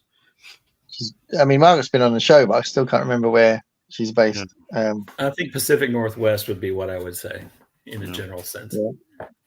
But she was in Scotland like a month ago, I think. Yeah. She does a research there. Yeah. Did she go to that Booktuber meetup in London? I think she did. No, she didn't. No. Okay. There we go. Yeah. California. Yeah. That meetup. You guys are quite close, aren't you? No, Texas isn't close to Connecticut. Not at all. You're close to MJ, aren't you, Dave? I'm close to MJ. Yeah, MJ and I are both in the Northeast. Brian, go on. Brian is like in what you would probably consider Central South U.S. Yeah. But you're close to Greg as well, aren't you? No, Greg is is on the East Coast, but he's a bit south of me and MJ. Oh, okay. So like a few hours away. Well, yeah. When you come to New Orleans, you and I will be as close together as we'll probably ever be. Sorry, say again. I said when Gareth is in New Orleans, he and I will be as close together geographically as we'll probably ever be. Yeah, you guys will be pretty close. Yeah. You guys, but you were gonna try to come to New York too, right, Gareth? Yeah, so I'll have 9 days in New Orleans in July, but next year we're going to come to New York. Yeah. Wait, but I'm going. But this July you're doing New Orleans? yeah, literally the Oh. day, 2 days after I break up from college. So Okay. yeah, I can't wait. Oh, Can I just I'm going to go ahead and help you out here on the whole New Orleans trip. It's New Orleans. It's not New What do you mean? Orleans. It's New Orleans. Oh, New Orleans. Orleans. That's an accent thing, isn't it? And I won't say it like they actually say it because they say it a little different, but it's better if you say New Orleans. And Oh, am I the closer you offending push them the by words saying New together, Orleans? the closer you push the words together, the more right you are. New Orleans. New Orleans. New Or Orleans. as lots of people from New Orleans say, Nolans. No. Yeah. So there you No go. one. Help you Okay, out. so if I sound drunk, then I'll be closer That's right. to There you go. That's the key. New Orleans. New Orleans. Nolans. Yeah, I know you got anyways. See, I'm from Texas, so I don't say it that way. I say New Orleans. All right. There you go. I'll go. Where are you going? I'll be in the airport. Just because I don't offend anyone around me. Where you go? Ryan. That's it. Don't even say. Don't try and pronounce as little of the letters as possible. That's Just right. go. Just mush it Ryan. all together. New Orleans. Okay. Well, I'm used to not pronouncing that. I never pronounce T's in my words. Yeah. Yeah. So yeah. I just don't pronounce any of it. Sounds like you're not pronouncing any of the vowels. Well, New Orleans. Yep. It looks like New Orleans, right? It looks like New Orleans. Jesus. Yeah, it does. But don't you're the place with like towns and cities with letters that you do not pronounce. Like what am I? So like, Connecticut would be Connecticut. No, Connecticut's Connecticut because people up there say Connecticut. Yeah. They say all the letters. Yeah. Unless you're in Boston.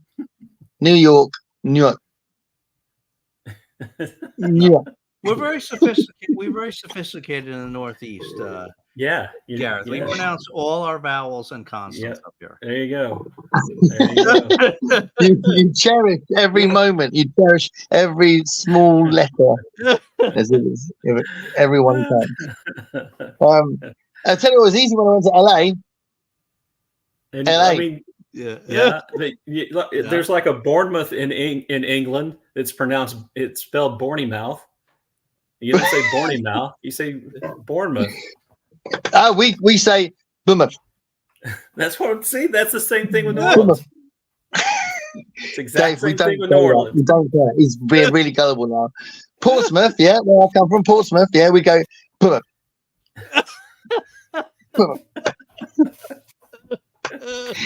When I was in LA, I kept saying, there's a vlog video we did, and it ends up with all three of us. We were going the LS of A. We kept saying the LS of A, and it makes no sense whatsoever. But we kept saying it. We thought it was hilarious. So if anyone heard us saying we're in the LS of A, people would go, "What are they talking about? What is this LS of A business?" But we had a great time. So I might just say loudly in New Orleans. I might say, so I'm in New Orleans. So that everyone's like, what's going on? Yeah. New Orleans. Hide my money. Oh, if gotta you hide my money. New Orleans, hide your money. There's Americans around. Cool. Thieves. All little thieves. New Orleans. I'll practice. New Orleans. No.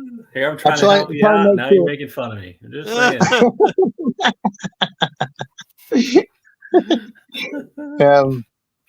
I've had lots of practice of not pronouncing letters, so I feel I have an advantage, or I feel I have an advantage.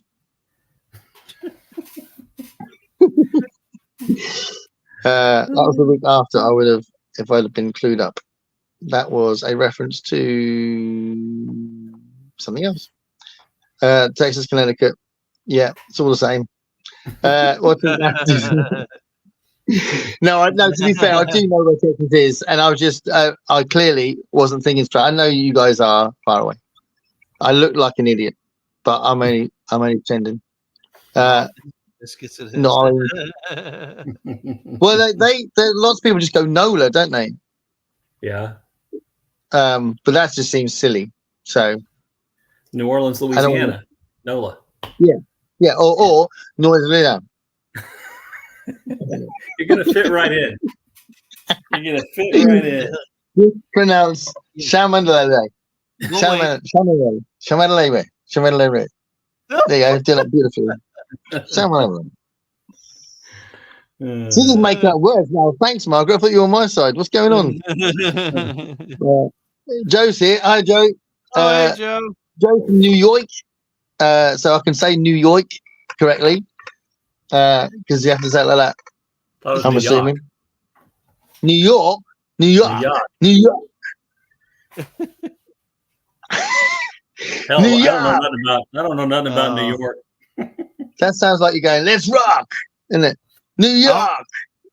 It's like New York, isn't it? I'm feeling like this is not going to go well when you visit.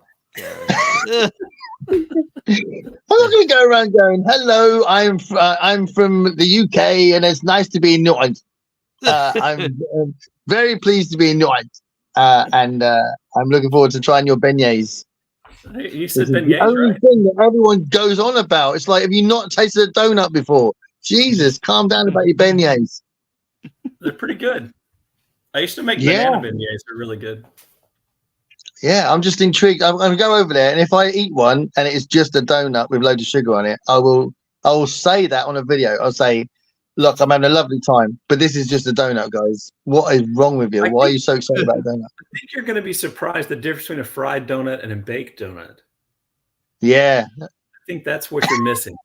That was feeling in the UK donuts are baked. There's controversy or controversy. I love it. It's not a donut. Margaret started throwing things around. So you're obviously Rage Biscuit. Margaret's Rage Donut. Here we go. Rage Beignet. Rage Beignets. Yeah. I'm definitely going to try these. And apparently gumbo is where they put loads of shit together and make it look like a meal. So that'd be interesting. So what's this book doing in here? It's gumbo. Don't worry about it. Just eat it. You got all kinds of fun coming. Jambalaya and gumbo and etouffee. Yeah. If I'm going, what is this crap? And I'll just chuck it to the alligators. It'd be interesting. But apparently you've got great food over there, so it sounds really exciting. When you see them describe it on their videos, all the experts of New Orleans, and they say, yeah, gumbo's great, because what used to happen was they didn't have a lot of money, so they just find whatever they could find on the floor, and they chuck it in there, put a bit of water in it, and then they'd eat it. It was amazing, and you go, that sounds awesome. Can't wait to have that. That sounds so good. Okay, so gumbo always has okra. It always is. Well, sorry. So Oprah eats gumbo. Did you say? Yeah, she does. But gumbo always has okra because the word okra means gumbo, or gumbo means okra. I remember that. I'll say, can I have some gumbo and make sure you put the okra in it, please? Hold the okra. The okra will already be in the gumbo. Awesome. Is that at the bottom? Is it okra at the bottom? I dare you to go and order gumbo without okra. Yeah. There you go. Do it live on a video. Video, guys. I'm going to order gumbo without the okra. Hold the okra. You're going to be pretty humbled when you get to New Orleans. There you go. You're going to be pretty humbled. You get there, you're going to be sitting there, you're going to be like, oh shit, this is actually really good food. You're going to be like pretty I love that. If I have all this like the description on this guy was talking about what gumbo is and how it's made and why it is what it is. I was just thinking, I hope it tastes better than what you're describing, mate, because that is just weird, so we'll see. It's going to be exciting. Hold on, we got some other comments. I think all of the comments from Margaret now. So obviously she got very angry, but she might have calmed down now. She's gone back to small case letters, so we might be all right. It's not even a It's a flagel. It's a flagel, Smagel? Margaret. Flagel. Flagel. Smagel's a character in Lord of the Rings. It's okay, Gareth. If you can't realise the heritage apparent in highly evolved cultural dishes, you'll be pitied and plied with hot sauce. Ooh, that sounds exciting. Yeah. I can't wait to be plied with hot sauce. Yeah, what daddy sauce? Hot sauce from Oh daddy. my! Or hot daddy sauce. Hot daddy sauce. Oh boy! I don't know how Southern cooks would handle a Brit taking the piss. To come through with guns, I know. Yeah, and who the hell what do I think about cooking? You know, I'm gonna have an egg sandwich in a minute. That's hardly.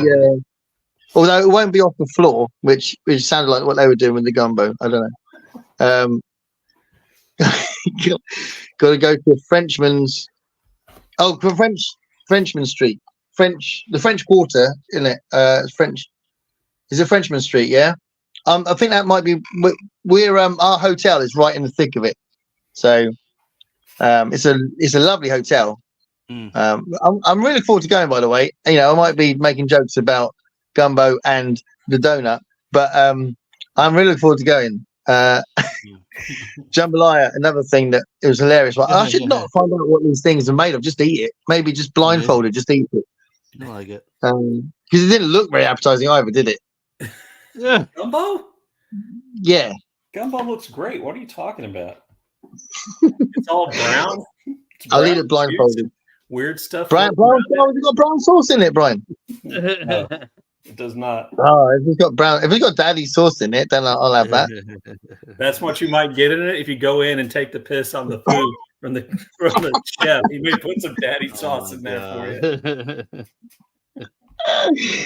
Flagel, whatever. I haven't seen it. Have you seen that smashed croissant yet, Dave? Dave, have you seen a smashed croissant? I have not seen that yet. I think that was unique to the place you went, Margaret. But I'm going to send you some flagels. All right, Send me your address. I'm going to send you some flagels. I have 10 more minutes. We will probably close it in 10 more minutes, I reckon. I think I got 5 more minutes, Brian. Okay, all right. You got 5 more. I've got 3 more minutes. You're 10. Fair enough. They'll be here the whole time. They pay us more to not live stream. There you go. That's paraphrasing the Marx Brothers. We had a lovely croissant today that was like with like jam and cream and stuff as well, and that was really nice. Put out there. Have another biscuit. Yes, I've got 5 left. I've only had 2 biscuits. I've got 5 left in this incredible packet. That's like 10 pounds of biscuits you got still. Yeah. But it's worth it. Every second was worth it. And you would have found out. But you guys, you got to remember that after we've done this live stream, you need to look up the flake adverts, UK flake adverts, and you'll know what we're talking about. When you had the Brits earlier talking about, oh my God, this is like a flake advert.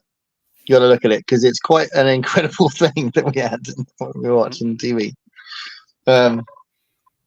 But I mean, if you've only got a few minutes left, then we can. I was going to ask you about this. So, I mean, everyone's left the chat now, but I picked this bookmark up.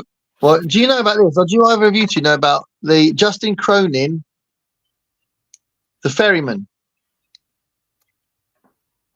No. This was like there was like loads of them out on the book on a table in the bookshop, and then it looked really interesting. It looks a bit losty. Oh yeah, like lots of twists and turns. A place that looks idyllic, but it's not what it seems. All that sort of stuff. It looks really good. So I don't know. I got this just to remind me that it exists because I couldn't afford to buy it. Is it super long like his other books? Justin Cronin? Yeah. Oh, what else has he written? He wrote that Passage series. Yeah, it says the man behind the Passage trilogy. I don't know that. Which are like really thick books. It's not. It didn't look enormous. It looked like 450 pages or something. Oh, okay. I can do that. Yeah. I can do that. Brian, do you have a different attitude to really long books to like short ones? Do you feel like they're kind of palate cleansers, the short ones, or? I avoid long books now. Right. I can't.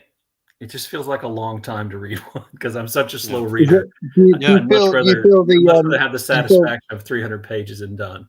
Yeah. Do you feel like the Grim Reaper's approaching, and you need to get more books in before you collect your soul? Get more books in. I just don't want to spend all my time on one book. I mean, as slow as I read, I'm lucky to get 4 or 5 books in a month, ordinarily, and those are just regular books. If I picked up, a really long book, like an epic fantasy novel, it'd be like 2 months for me. So July may extend to August. And then if you think they're terrible, you can start saying they're trash, and you can join in with Ollie. Yeah, well, that's not bad company to be in. Yeah, absolutely. Yeah, I mean, it's funny because Ollie's quite shy, which is why, and he's not a massive fan of live streams, but yeah, it'd be awesome to have him on because he's a great guy, isn't he? Yep, seems to be. But, yeah. Ever since the BookTube prize, Brian was traumatized. I had to read the one year I had nonfiction. I read the Sylvia Plath biography, which was like 1,000 pages. Or 900 pages. So that was a little traumatic. It was a really good book, but it was a little traumatic. So was your review something like, yeah, it was quite good, but I skimmed it, so I can't say too much? I can't skim. I wish sometimes I could. And I did skim The Bee Sting. That was my BookTube prize. That thing was just terrible. Oh my goodness. I did skim lots of that. Sorry, Paul Murray, but because it was just. I was like, why is this going on so long? Why is this so long? These characters are not that original. This situation is not that new. Why? Anyway, so. And you can't be an ethic if you're judging it, can you? No, but I did pick up my pace. I did the thing I did in college. Was I'd read the first and last sentence of a paragraph, or just see. And then if I got that, I'll go on. More whining, more the wife's unhappy with her husband, more the husband is, closeted and unhappy, and more the kids unhappy, and more the older sister's unhappy, and more there's this weird guy who wants them to be preppers, and he's unhappy. Brian, answer me this question. And Dave, if you've got an opinion about it, it'd be awesome to know. And anyone that wants to talk in the chat, but how do you feel about, how much do you think people lie about what they read on BookTube, Brian? I don't think people in our part lie at all. Yeah, what about in general? I mean, I've heard that. I've heard that about people, but I don't feel like I've ever seen that. I used to think it more about the big channels, that read like a lot of YA or a lot of YA fantasy or romance. But then I realized that when if you watch one of their videos, they consume a lot of audiobooks.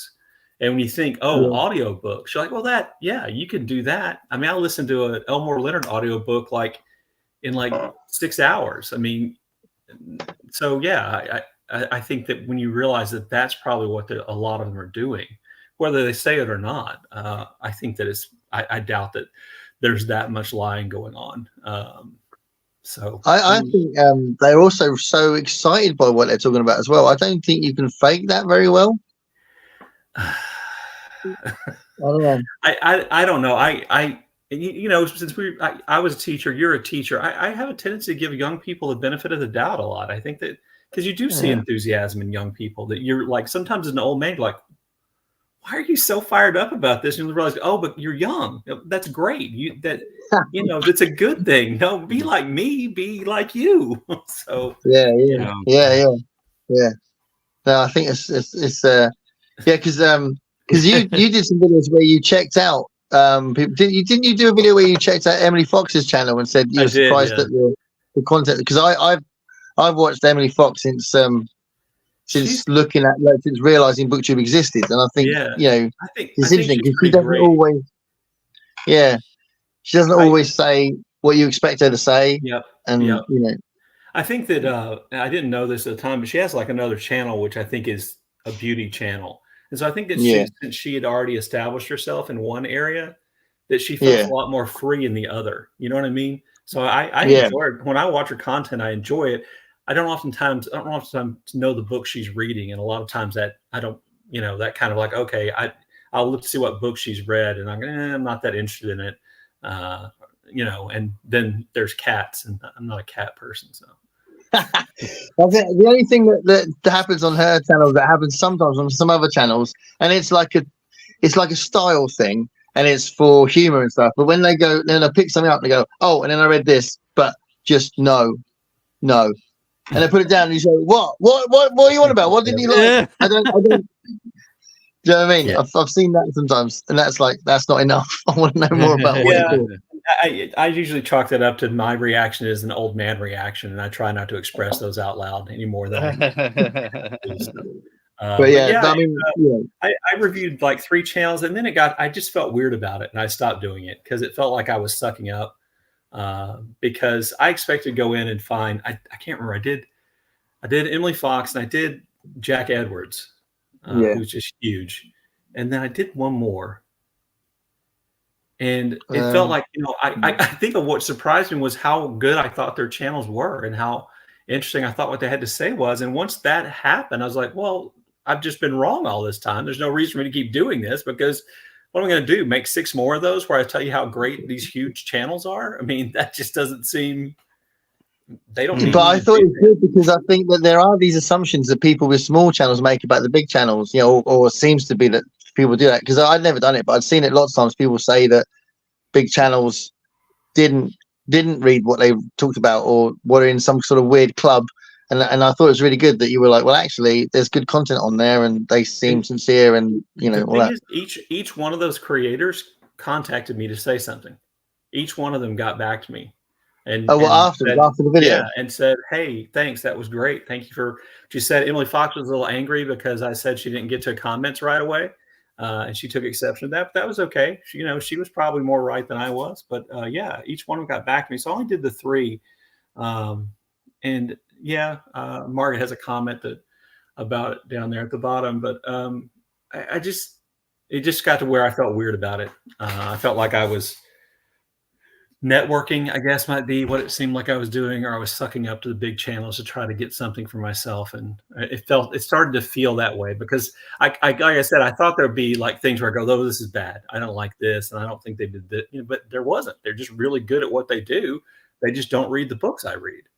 So I think they're all pretty great. And like you said, like about the young people and being a teacher, I see young people doing something that they seem passionate about and they're good at. Well, that's a great thing to me. Quite often I'll see a student with a book. Like, oh, what are you reading? And it's a book I don't know about. Book I didn't know existed. And it's just really cool to see young people reading when they've got so many other things they could do. Back in when we were young, reading wasn't competing with computer games and with streaming services on what was it, 150 channels or whatever, and whatever else that there. And actually, it's not just computer games, but actually, computer games is a social thing now where they can do it together online. Yeah, and they're chatting away while they're playing. So, anyway. Okay. So no, but it's true what Margaret said. It was really cool that you were doing it sincerely, thinking, what do I think about this, and changing your mind through the videos. And I thought that was really cool of you. But you've always been sincere in your videos, so I hope so. Yeah.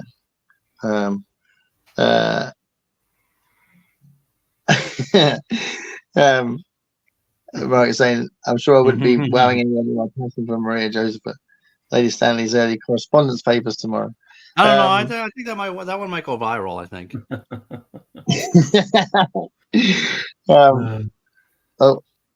She had very little to say about the Irish Rebellion. Okay.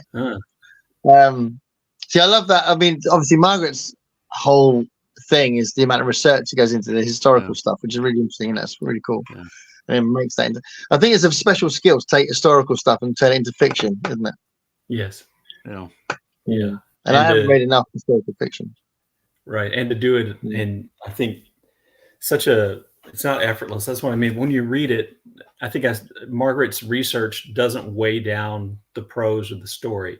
You know it's there. You know that it's well done, but she's not like just hammering you with, hey, look at this cool research I did. Let me make sure I mention this here. It just worked really well. So it's a real skill. Yeah, brilliant.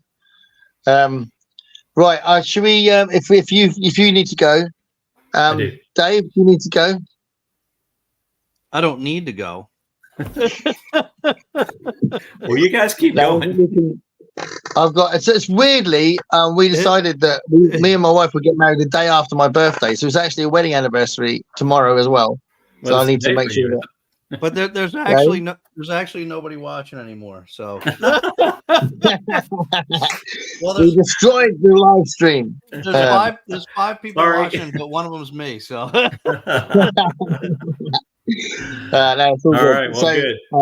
No, thanks, Brian, for. It was really, really cool that you were here. Honestly, Thanks for inviting me. It was great. I've been hoping to get an invite for a while, so thank you guys.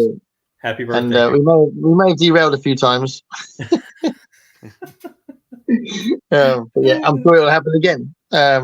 Probably. And Dave, I said this in our little chat as well, but I love the fact that there was no question you were going to do on my birthday one, and I really appreciate it, man. Of course, man. So yeah, I will watch you, Brian, on your next video, and we can come up on a proper Is This Thing on one day, and it'll be cool. All right. Okay. All right. Thanks Bye, everyone. Bye. Bye, Margaret. Bye, Margaret.